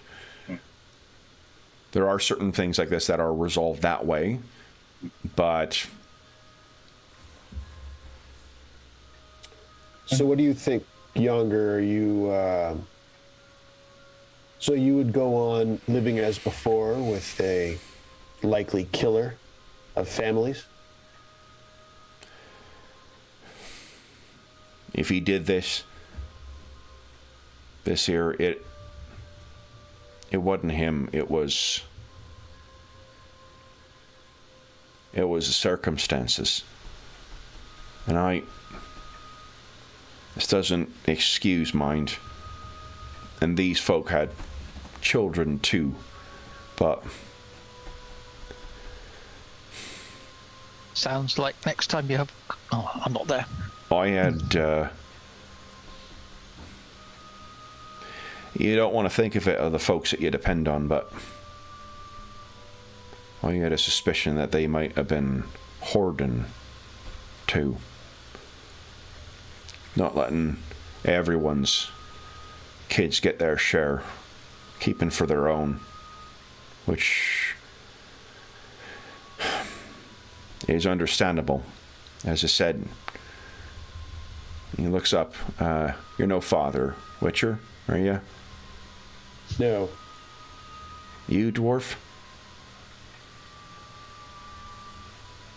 And you elves, I know. Your children are rare. If you're a parent, you'll know the extremes. So if they were, he nods at them, they wouldn't have deserved this. And wrong as it may have been, I wouldn't have understood why they'd have been keep their own children's bellies from grumbling. But others may not be as understanding.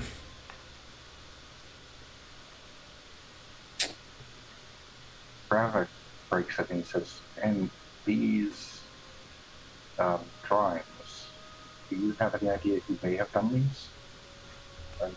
Was this one of the... He gestures to the smallest skeleton. Yeah. That one. She had a real knack for art, that one. But why would Henrik, let's just say that the youngest created these drawings before the family's demise, why would Henrik place the drawings here? You may be used to dealing with monsters, which are... What I see here is just... It's a man. It's a man driven to desperation, if he's the one who did this. There's a monster out there. No lie, but... What's down here? This all you see?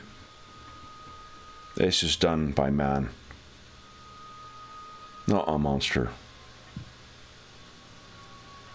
If he did this, I don't think he...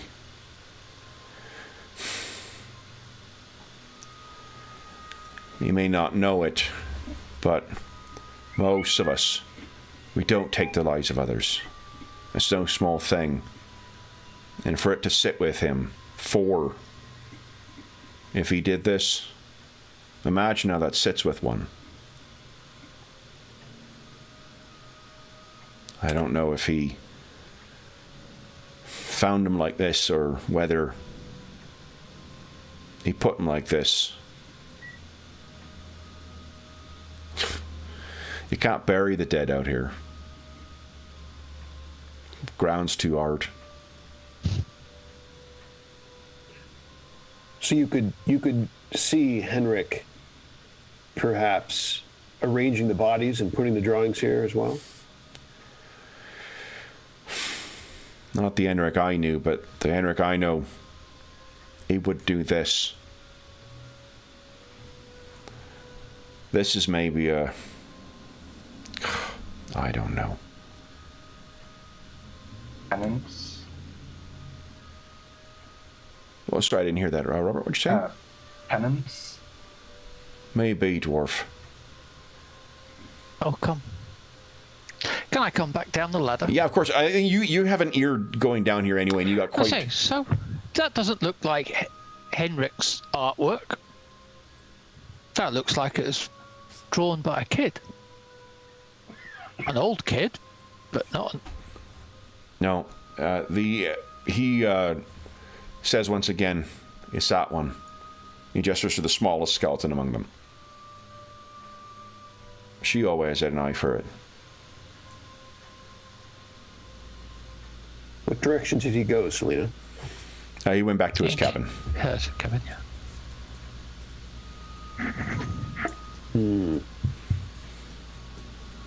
So, looking at Yongar, Ruzium says, so your desire would be for us to deal with the beast and you to deal with Henrik. Is that right? He's fidgeting with his hands. From Selena and Sindaitha, you both rolled good enough in your human perception. I think that he may not be quite clear what he's going to do. I think that the thing he thinks of is Hildy, and that's what he's mentioned, but I don't know if he's got a clear idea. Apart from like doing some kind of frontier justice on him too, he doesn't really have the standing to... There would be a lord of these lands. They would have the right to be able to determine how justice should be meted out. If he murdered 4 people for whatever reasons he may have had for it too, he'll hang. You know, that seems to be a pretty clear conclusion, particularly if you can get him to admit. But I don't think, this wouldn't be the first community that would take rough justice into their own hands. Yongar seems it isn't the thing he's leaning towards. He's not taking I'll take care of him, you take care of the monster kind of thing. He seems genuinely surprised by this.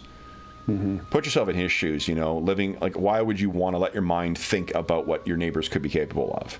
Easier to just think of others. And then when you got the problem of the new season coming up, and then suddenly this problem with the beast, very easy to just when it comes in to force yourself to think about other things. Does Worzian think there's any possibility of, and I know we've already touched on this, but that if we kill the monster, that because Henrik continues on, that the curse will still have any continuation at all? Unlikely. Okay. The way that a creature of, again, like, there are obviously exceptions to that, but it's more often spectral things that are like that. And from what you've been told, this is a very flesh and blood creature. Be prepared, Youngara, that even if we take care of the monster, it is not a certainty that this curse will be satisfied with Henrik's continuation existing in your village as if nothing took place. No, I don't think that could be. If he done this, Henrik can't stay. Whatever happens to him, it's just, I just feel so bad for LD. She's not old enough yet, but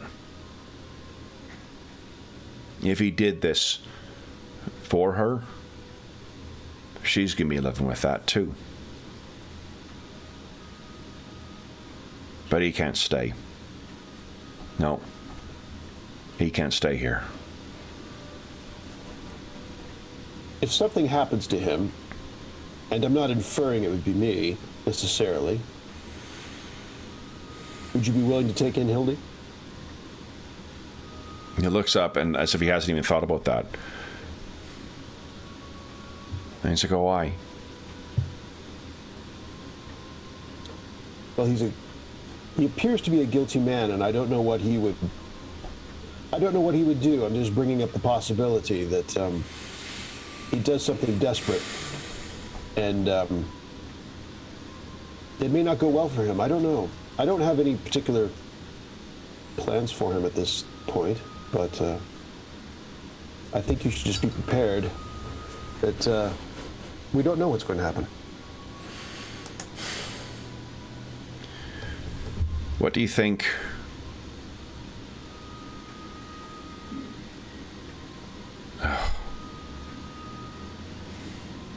I wish I had another answer for what was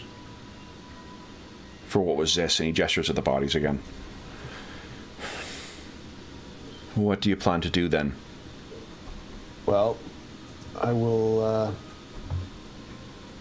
how about I take your mind off it by giving you more ingredients to find?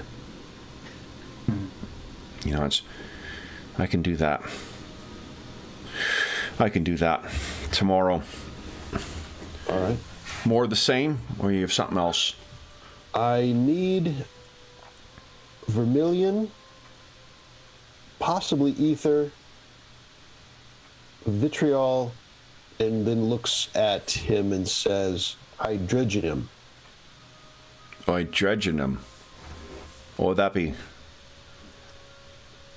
I don't know if we can find it here, but we need to. Yeah, like, try. What you'd be giving him is a list of, like, you know, of the actual specific ingredients as opposed to the general alchemical substance that is refined from them.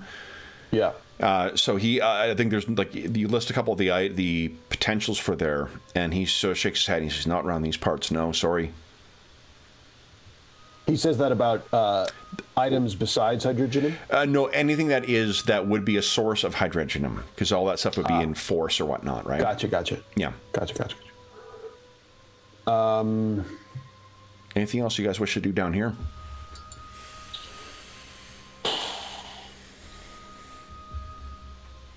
Is there anything you would wish to do, Younger, with these bodies by culture or by ritual that would make any improvement on the situation? For here, we'll burn them. We can make a pyre. Give them a proper...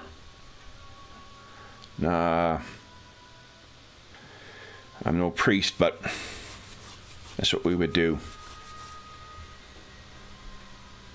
I can take care of that as well, too. get Henrik's help. He nods his head, a grim kind of expression on his face. But get the ingredients first, the ones you can. Well, I can build the pyres tonight and tomorrow. I know how to avoid those wolves, but one of the key ways is not going out at night. And Werzium looks at his comrades, and questioning if there's anything else down here that we can or ask or. So. Yeah, I can't think of anything specific. Okay. So you guys make your way back up to the surface once again. Would each of you give us an awareness check, please? Let's see who rolls highest here.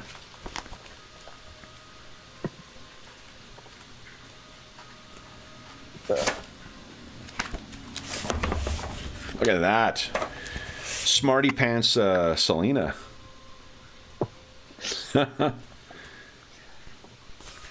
Knee high to a daisy, but. So it's missing Greyback. Yeah. There we go. Okay. No modifiers. Okay. Selena, maybe it's not surprising. You're the first one that's sprightly, all the way up the stairs in the ladder. You get out. And the first thing you hear is sort of a banging sound. Bam, bam, bam. Bam. Bam, bam, bam, bam, bam. You make your way to the edge of the ruin as everyone else is sort of making their way up. And you can see that the door to Henrik's cabin is open. And bam, bam, bam, bam, bam is blowing against the door. You can see there are tracks in front of his house as well in the snow. 2 sets, one large adult size, one child size. And it's heading in the direction of the longhouse.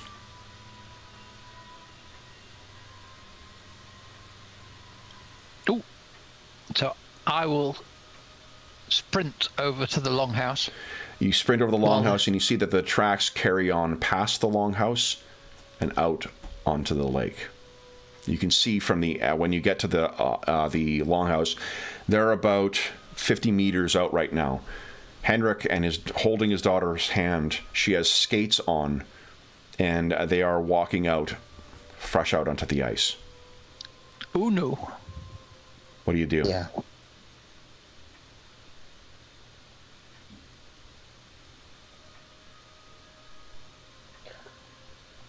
Are we all there? You guys have seen Selena sprint away, but that's not uncommon for it. Yeah. I think when you get up there, the next person, Werzium, you're the next one who notices this. Selena's sprinted off. As you get up, you're looking around like, where is she? And you hear that banging. You look over, and the door is wide open. And you can see Selena has sprinted over to the towards the longhouse. I think that's around where you're able to put together, like, wait. And what do you see, Selena? Or you can just hear me. I will sprint out onto the ice and shout, Hildy, come back. So that's what you hear, Werzium carried over on the wind. Hildy, come back. I don't think you need to make any rolls or anything to put together what's happened here. What do you guys do? I'll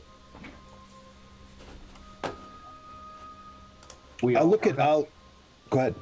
We all heard it? You all heard it, yeah. Okay. I'll look at Sindive and say, is there anything you can do to get her back?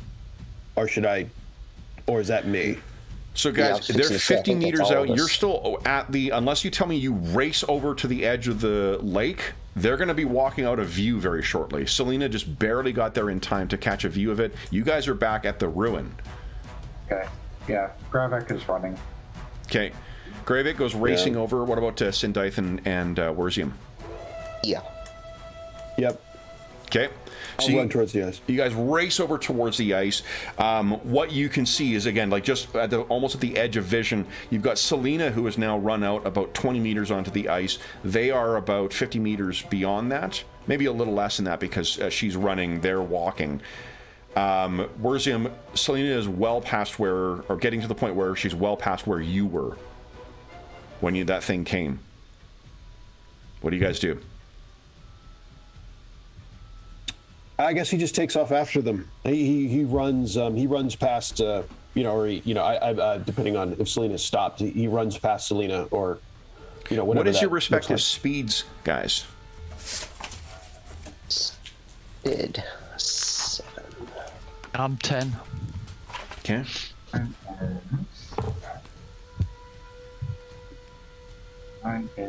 Run is 12. 7. Okay, so yeah, unfortunately, Worzium, she's a lot faster than what you are. Yeah, I wasn't sure if she stopped. That was the only reason I mentioned it. So what do you? Well, Selena it seems to be racing after them. She's screaming out after the kids.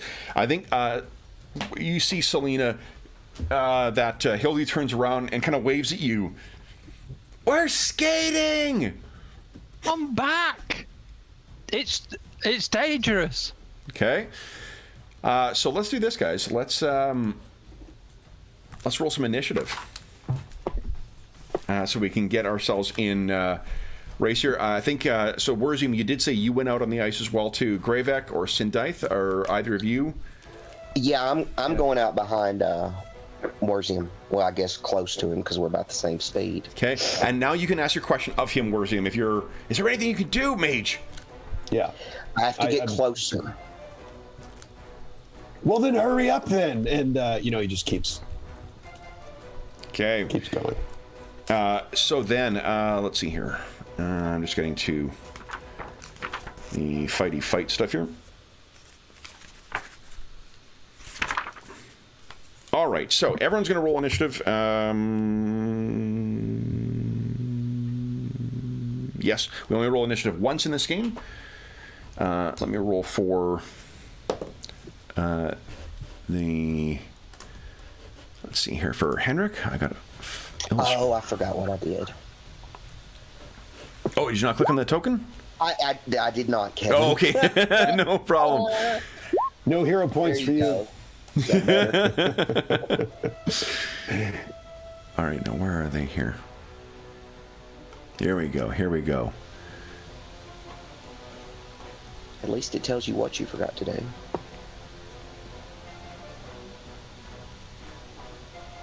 Here's Henrik. Okay, there's Henrik. Add a turn for him. I'm adding 7 to that. So Henrik's at 14. He'll be acting the same turn as him. We just get a token set up for something else, too. A rabbit? Most definitely. Good guess. How'd you know? Okay, let's see here. All right. Probably salmon. Definitely vicious snapping salmon. Or a cod or something. Let's hope. Snapping salmon. The worst kind. Mm-hmm. Okay. All right. Then we have, let's see, there and there. Who's missing here? Where's he was in there? I rolled, but... Did you click on your token? No. When do I click? Wait, you click on the token first and you... Yep. Click on the token, same as in every other Roll20 game we play. Click on your token first and then roll.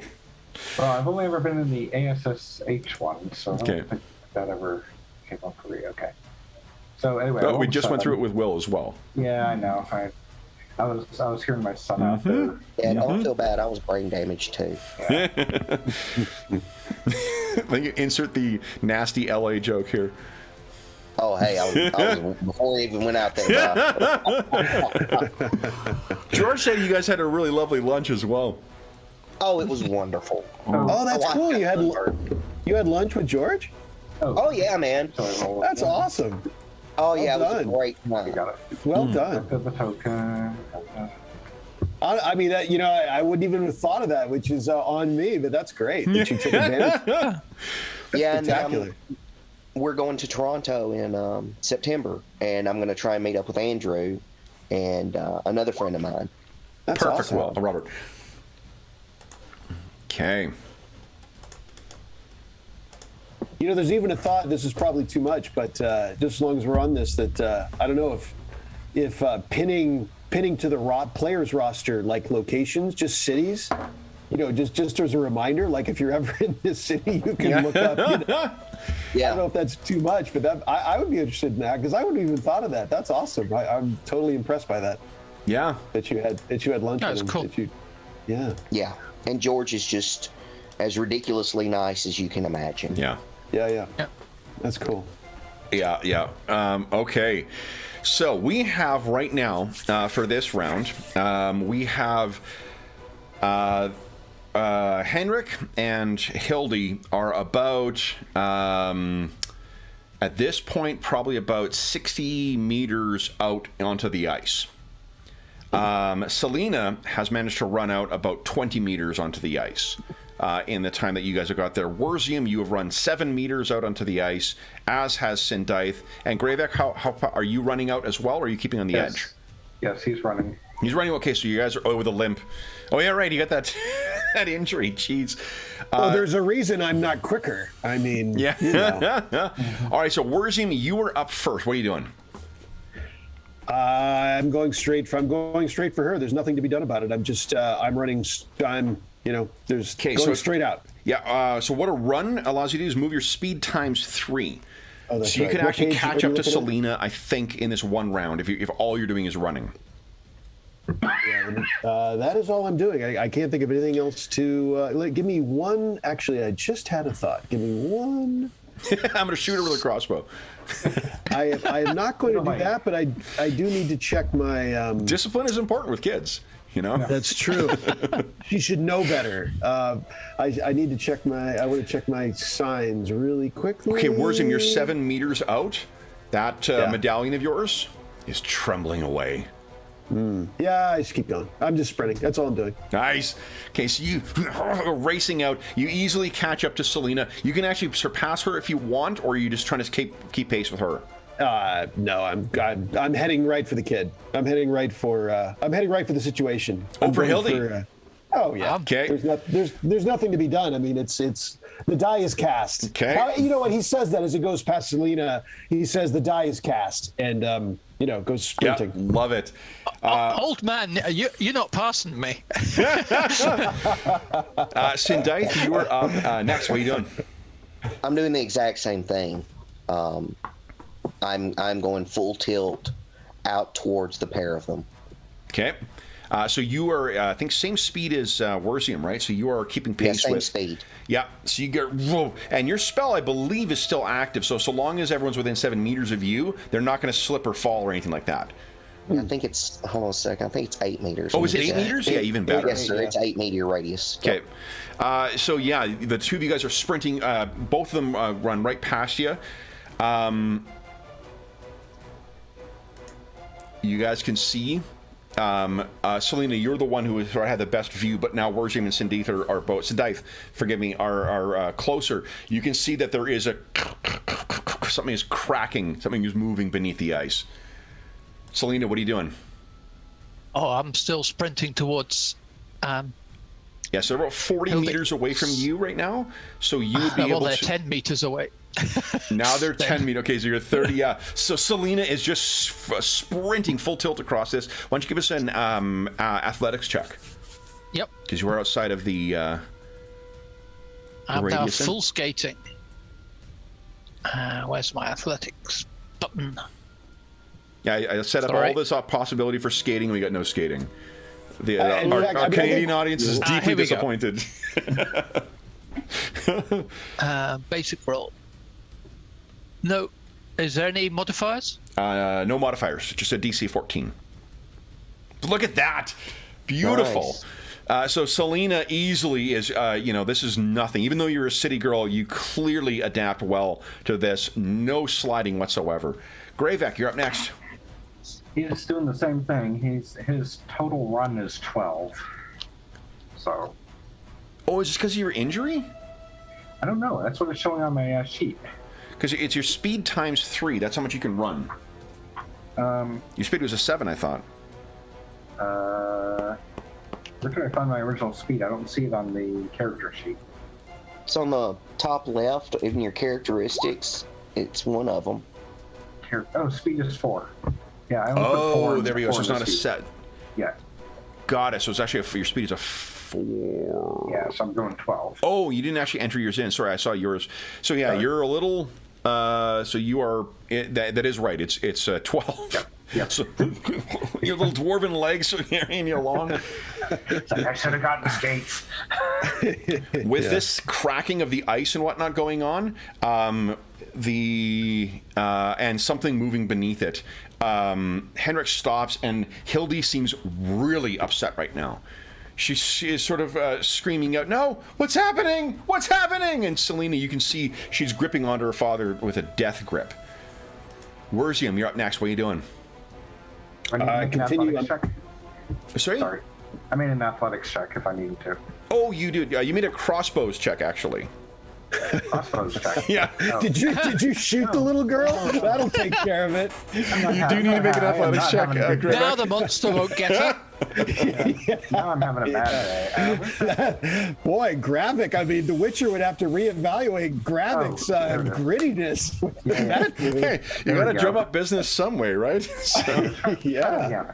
Wow. Okay, there we go. yeah, beautiful. Yeah, and likewise too, Greyback. You're steady as a mountain goat, making your way across here.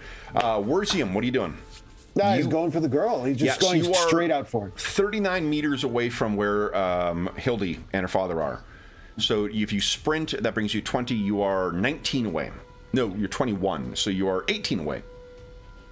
18 meters away. And you can see clearly your thing is definitely trembling right now. What is an idea of how far is land behind us versus how far is land in front of us? They are currently they're 60 meters away from shore. In front of them. Yeah, like they're from where Hildy and her father are right now. They are 60 meters away from shore, and they've stopped moving. Okay. Okay. So you are 18 meters away from them. Sindai? Okay. I'm doing the same thing. As I get up towards him, though, I'm like, focus on Henrik. I'll take care of the girl. Okay. All right. Then it is let's see here. You are now also 18 meters away from where they are. Oh, boy.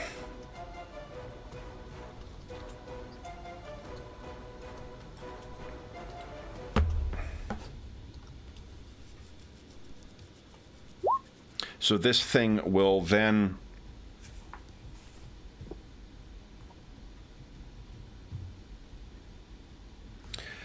turn. Like the use of word thing. Yeah. And I think it is undecided as to who to eat yet. So what you see is, Selena, we said you were 10 away, right? Yep. So 5 meters away from you, 5 meters away from Henrik. There is this sudden crash and cracking sound as the ice is completely splintered. And what pulls itself up and lands down, roaring out, is this.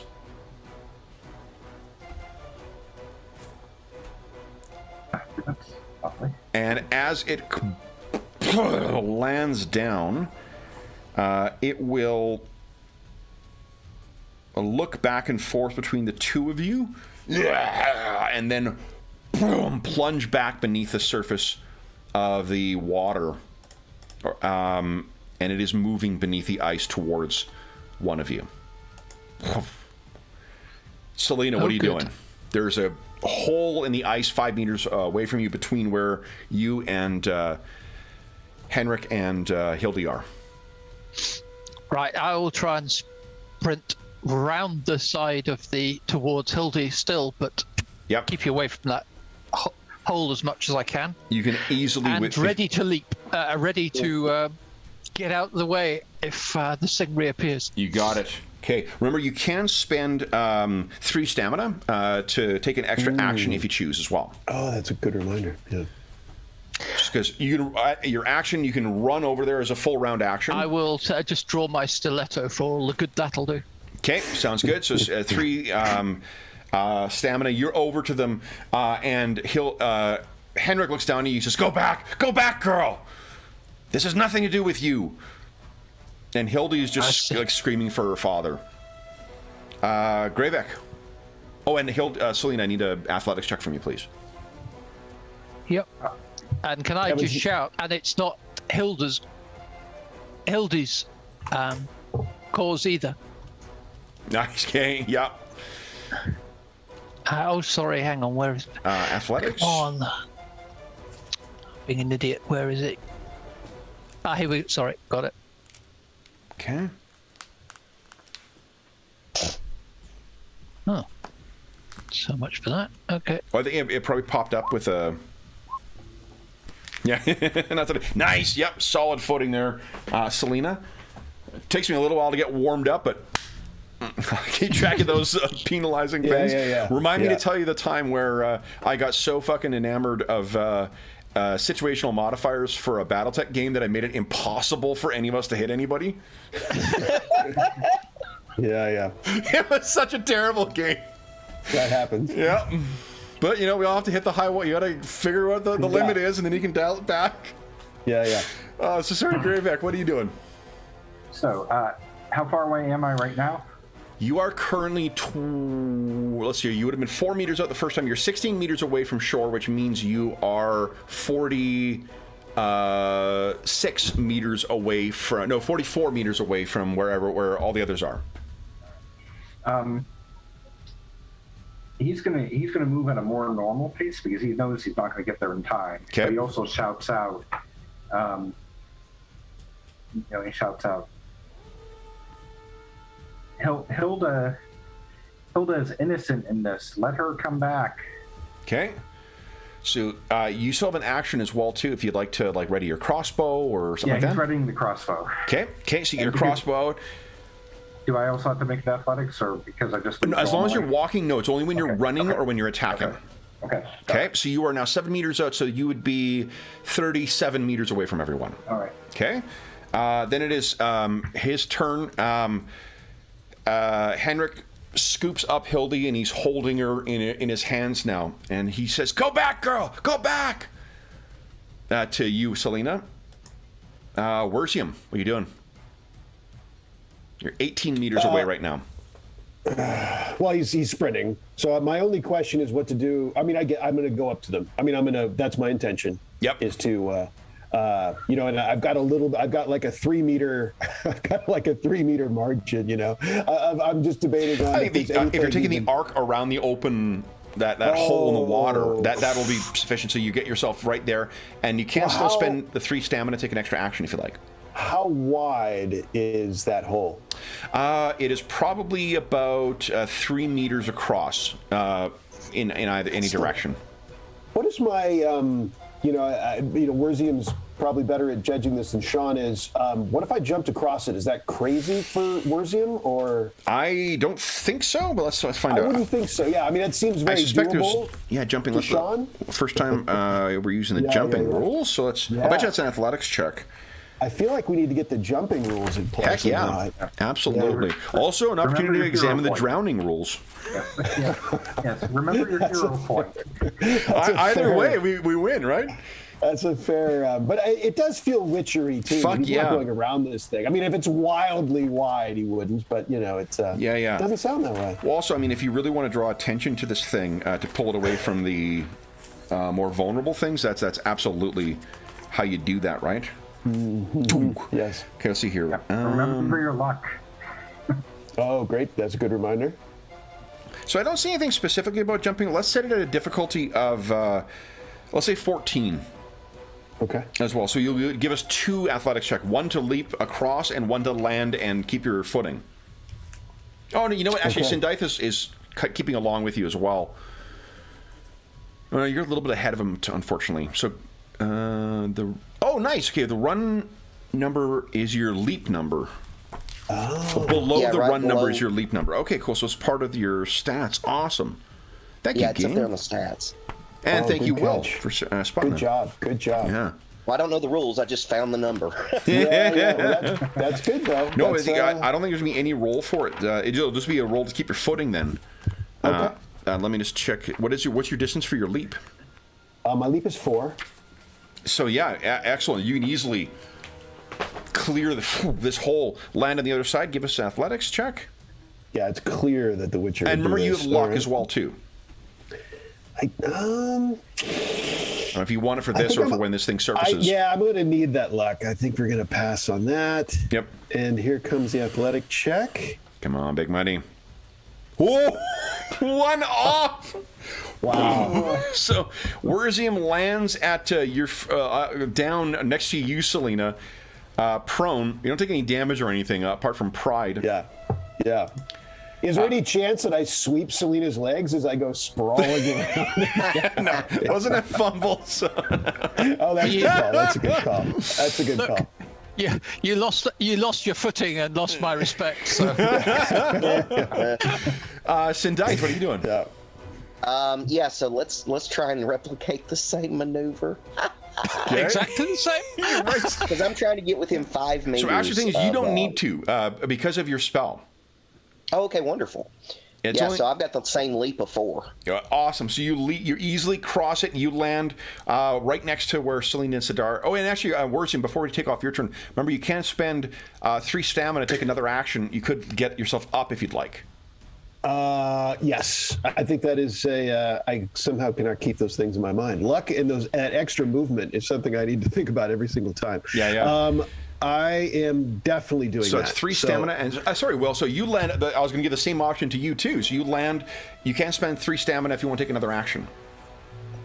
So that would be to move. How far away am I right now? You are if you're if you're doing the same thing. If you're running and leaping across, I'm going to let you land basically and finish your movement where the guys are. Okay, yeah, I got to get in front of them because I got to catch that girl. Okay. So yeah, let's go ahead and spend 3 stamina. That's not going to kill me right now. Okay, and then what do you want to do with your extra action? That's just move. Oh no. So like, from what I understood, you were just going to run and leap. You do exactly what Werzium did, which is run and leap across that thing. That's just an action. I'm letting you do all that as an action, and you don't need to make an athletics check to land. That will bring you to where everyone else is, which is right around where Henrik and Hildy are. Okay, so I am within. You're how right many there. Meters of them? Easily, you're within 2 or 3 meters of. Wonderful. Yeah. Yeah, I'm going to cast a spell then. Okay, so spend your 3 to take another 41, action. 40, so it's 38. And then what spell are you casting? Telekinesis. Nice. Interesting. So now this is where it's going to get questionable. Okay. So lift and manipulate an object up to 5 encumbrance per point of spell casting. So what I want to do is I want to pull her away from him. Okay. Let's see here. Now, I can't remember. Is encumbrance abstracted in this, or is it It's per pound? I don't know if they give a specific. Here, let me take a look at the spell. What page is the spell on? Hold on.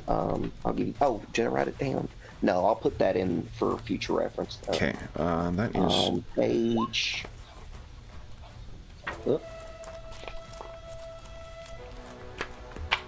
Encumbrance value is 78. It's on page 103, middle column, bottom. I keep forgetting that it's before combat. Combat's so far for a rule book. Combat usually goes earlier in a section, right? Like it's normally character creation, how you play the game, combat, and then all the other shit. Not that saying it's wrong in this game. It's just it's because it's not set out the same way the other ones are. All right, so telekinesis. You look at that, and I'll see if I can find anything on encumbrance. What was it that you said, James, about encumbrance? Yeah, but encumbrance value is relates to your armor and how much it slows you down. Okay. That's what EV is. So let's see here. I'm looking at telepathy. How about I look at the right one? Where is telekinesis? Why am I not seeing it? I know. Oh, here it is. I got it. Sorry, I'm a dummy. Up to No, it's all right. 5 encumbrance per 1 point of spellcasting. How many points of spellcasting do you have? How many levels? I think I've got 6. Let me double check. So be 30 encumbrance. Right. Okay, let's see here. Let's see what encumbrance is. For those listening at home, this is our first campaign played with this, so we're all learning here. Encumbrance value is page 78. I think what you said, James. Sorry. Don't see how that. Let's see. Must be a different encumbrance value. I wonder if this is one of those errata things.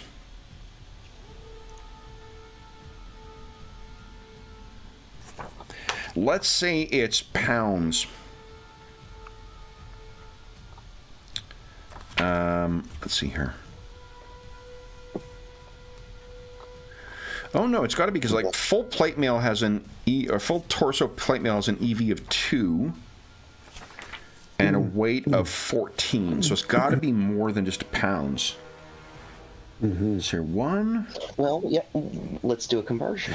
Let's say it's. Here's what I'm satisfied that you're going to be able to pick a child up with this, not necessarily an adult with it, right? But a child, you certainly can try that.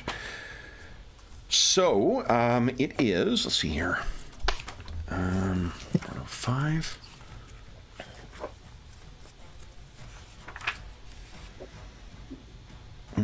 So stamina is 3.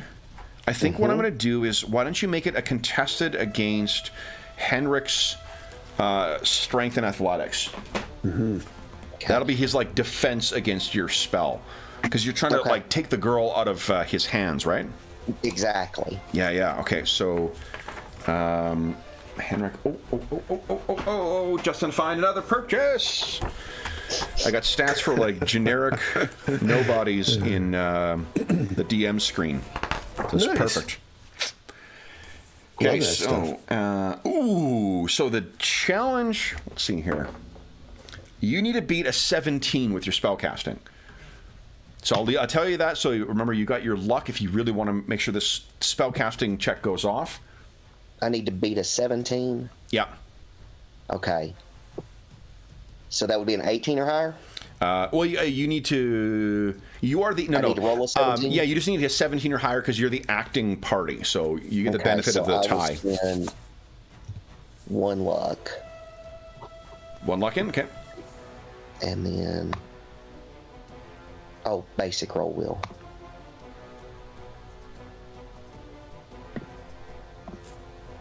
Oh, nice. So, what does it look like as you weave your spell and pull Hildy out of her father's arms? So yeah, Sindif lands after that that jump over the ice, and he leans his staff forward, and just kind of, it's almost like a fishing rod. Yeah. He leans that staff forward. You see a wave of vibration fly out, and then he just pulls it back, and Hildy is pulled back towards us, away from her father. Whoa, okay, where does she land? Or is she still kind of held in the air? No, I want to land her close to right us. In the water. Yeah, no, let's not put her in the hole. More wilderness justice of some strange kind. She knows what she did. Yeah. Let's see. Was 5 meters, so I can only move her 5 meters away from us.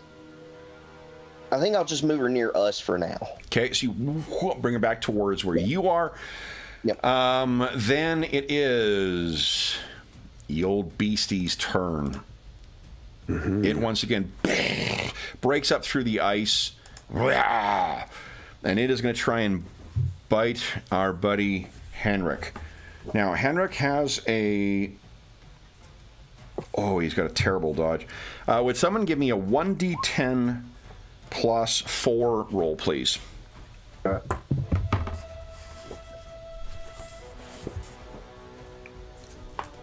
If you want to get those bad rolls out of your system, now's the time. Right. So he is hit with a critical. And hit by a bite. Okay, so now...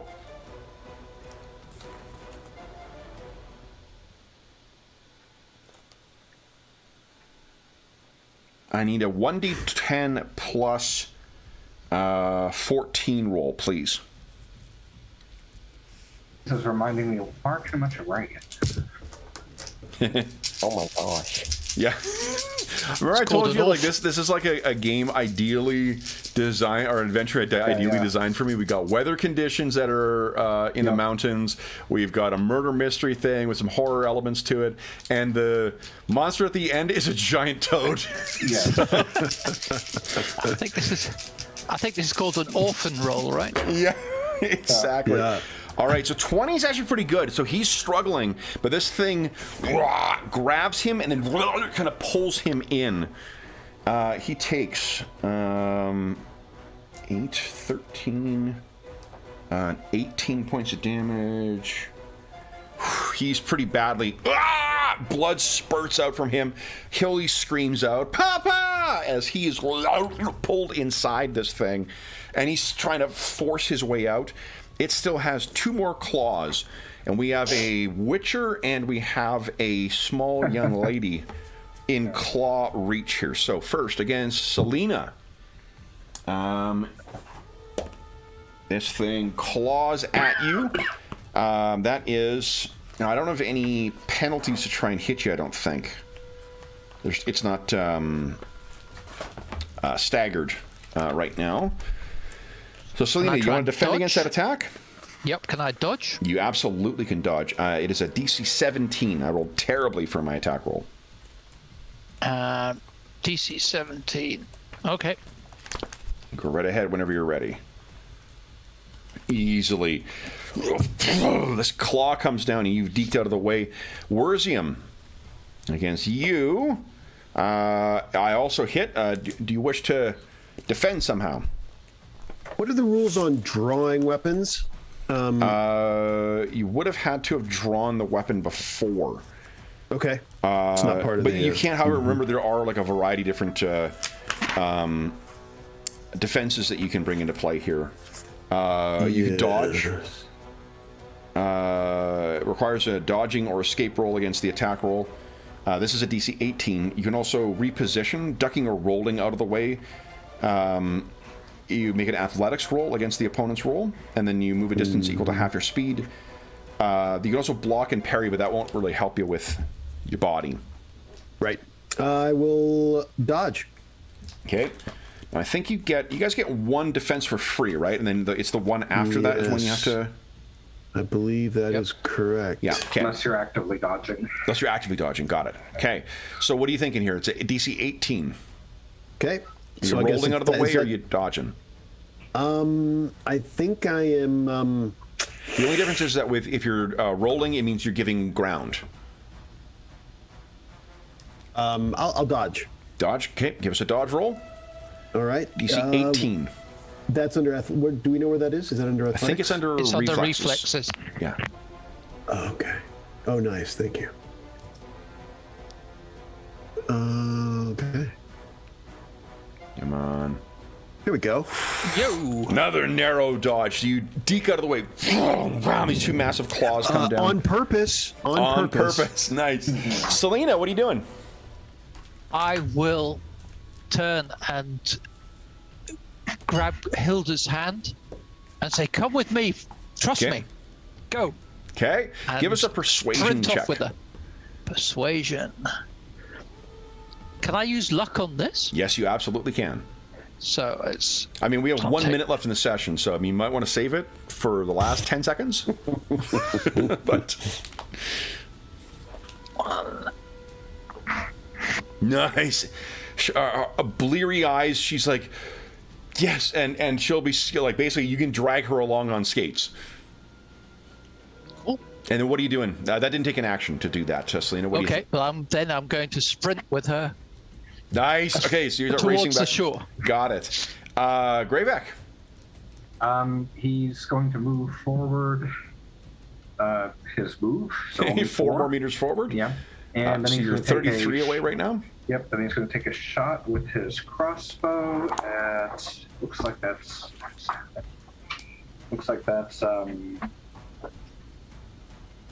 What's the listed range for a crossbow? It's 50, so it looks like... so that'll be... medium? Half of that is the maximum for medium, so it's actually, if you're 33 meters away, that's long range. DC 25. Okay, with a -4 modifier. Yeah. It's weird that they do it that way. Okay. Too late. Alright. So crossbow.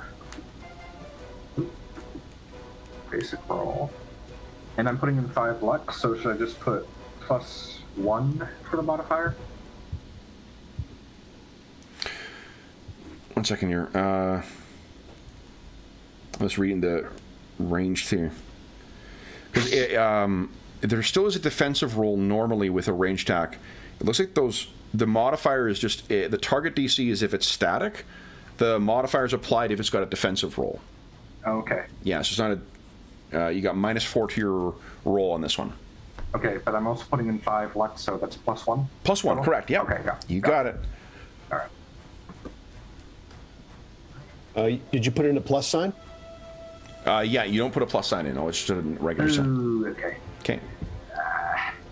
One of these days, I will do a roll correctly. That is a tricky one to remember, I think. Yeah. Yep. Yeah. Yeah, I'm too used to putting in pluses in all my crossbow game. Mm-hmm. Here we go. Oh, come on. Come on. Flip it. Nice. Ooh, nice one. All right. This thing is not. I don't think it's going to be. It's aware enough of you to try and dodge. So go ahead and make your damage roll. Let me shrink this thing down so you can actually see its bar. I think it's made its impression already. In the Oh, that's a combat- big bar. Where's It is the, a big Kev likes things with big bars. Mm-hmm.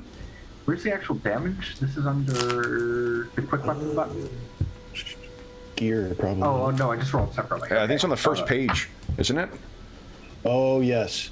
On the right, quick weapon buttons. Okay, Yeah. so just press that. The quick weapon, yeah. Yeah. Yep. Okay. There you go. Damage 8. What's its armor?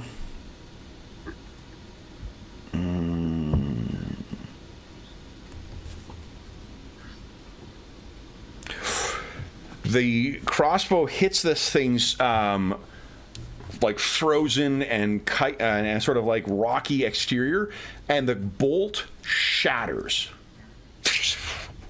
Great shot, but can you do a cold shot on the eye next time? Then it is Henrik is the last one to go. We rolled a really good physique.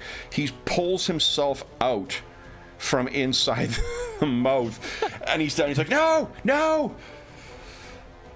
And I think, guys, that's where we'll end things at the top of the round. Unfortunately, it'll be a month until we get back to this because I'll be on vacation. Good. Yeah, next week. But this will be a great way to pick it up next time. So let me just quickly turn off the heart attack-inducing fight music for our outro. That's going to be a long month for Henrik. It really is. And So- why is he yelling no? What did he expect to happen? For those listening at home, thank you so much for joining us for part 3 of the chapter 3 of our Witcher Underneath the Ice, which our heroes have learned now.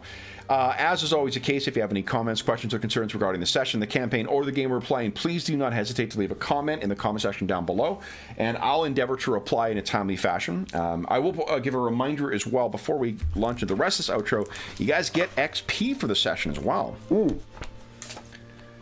Because this is one of them games where you get to get regular XP. General improvement. Let's see here.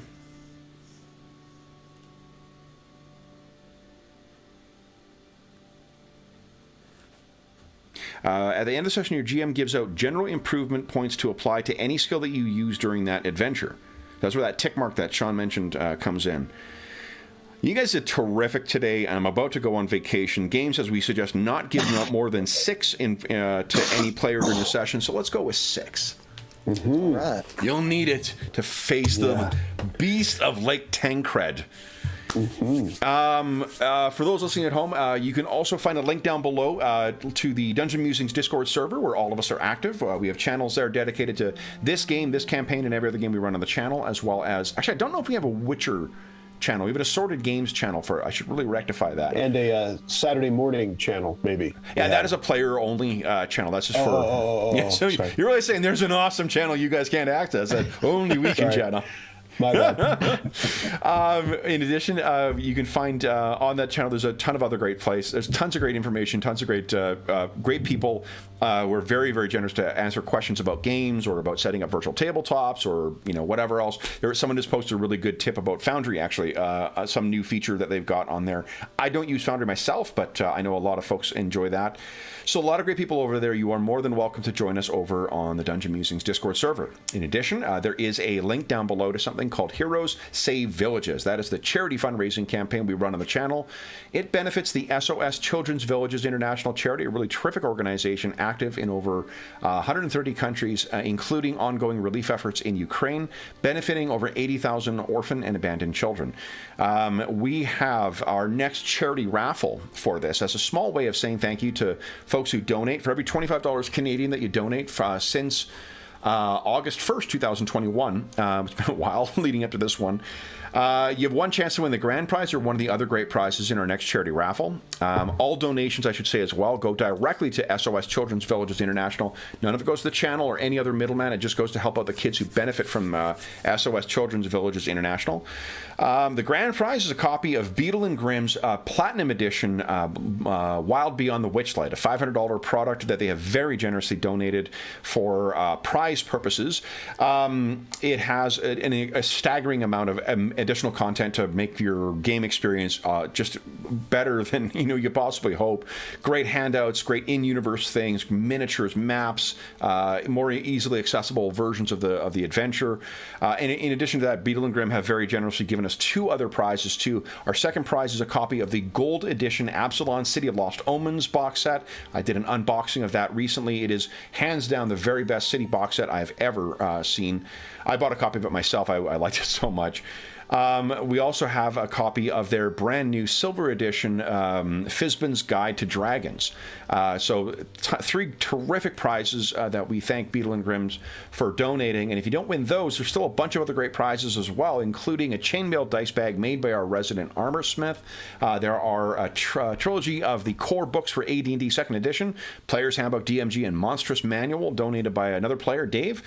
We also have the books released in the first, I keep saying most recently released, but I think the Iron Kingdoms 5th Edition, the second Kickstarter is going to be coming out soon. But all the books that came out for the first Kickstarter, including the DM screen, Jeffrey from our channel has generously donated those as a prize. Our buddy GM DeFogie has donated a copy of his awesome Jackal's Bronze Age RPG published by Osprey Publishing as a prize. And we have a bunch of prizes from the Dungeon Musings Redbubble shop, including some t-shirts and posters, some, what do you call it? Some posters. What is water bottles, mugs, and I got to double check too. We might have some pet stuff as well too, because they were approving some pet products for the Redbubble shop. I need to go back and double check that. So lots of great ways of saying thank you for us. And again, all donations go directly to the SOS Children's Villages International Charity. And I will say as well, we have our the 6th annual Musers Marathon coming up the weekend of June 10th. The raffle draw will be happening on June 12th, but I intend on having ways that donors can help our heroes out or make things more difficult for our heroes. Over that weekend, we'll be playing a series of sessions set in the burning sands of Athos in the world of Dark Sun using Talsorian Games. Is very, very cool. Castles and Crusades. We've found online someone to put together a really terrific hack of using CNC in the Dark Sun setting. We played a charity session recently with that. It was awesome, so we're looking forward to playing a full weekend of that with a wide variety of players coming in and going over the course of the weekend.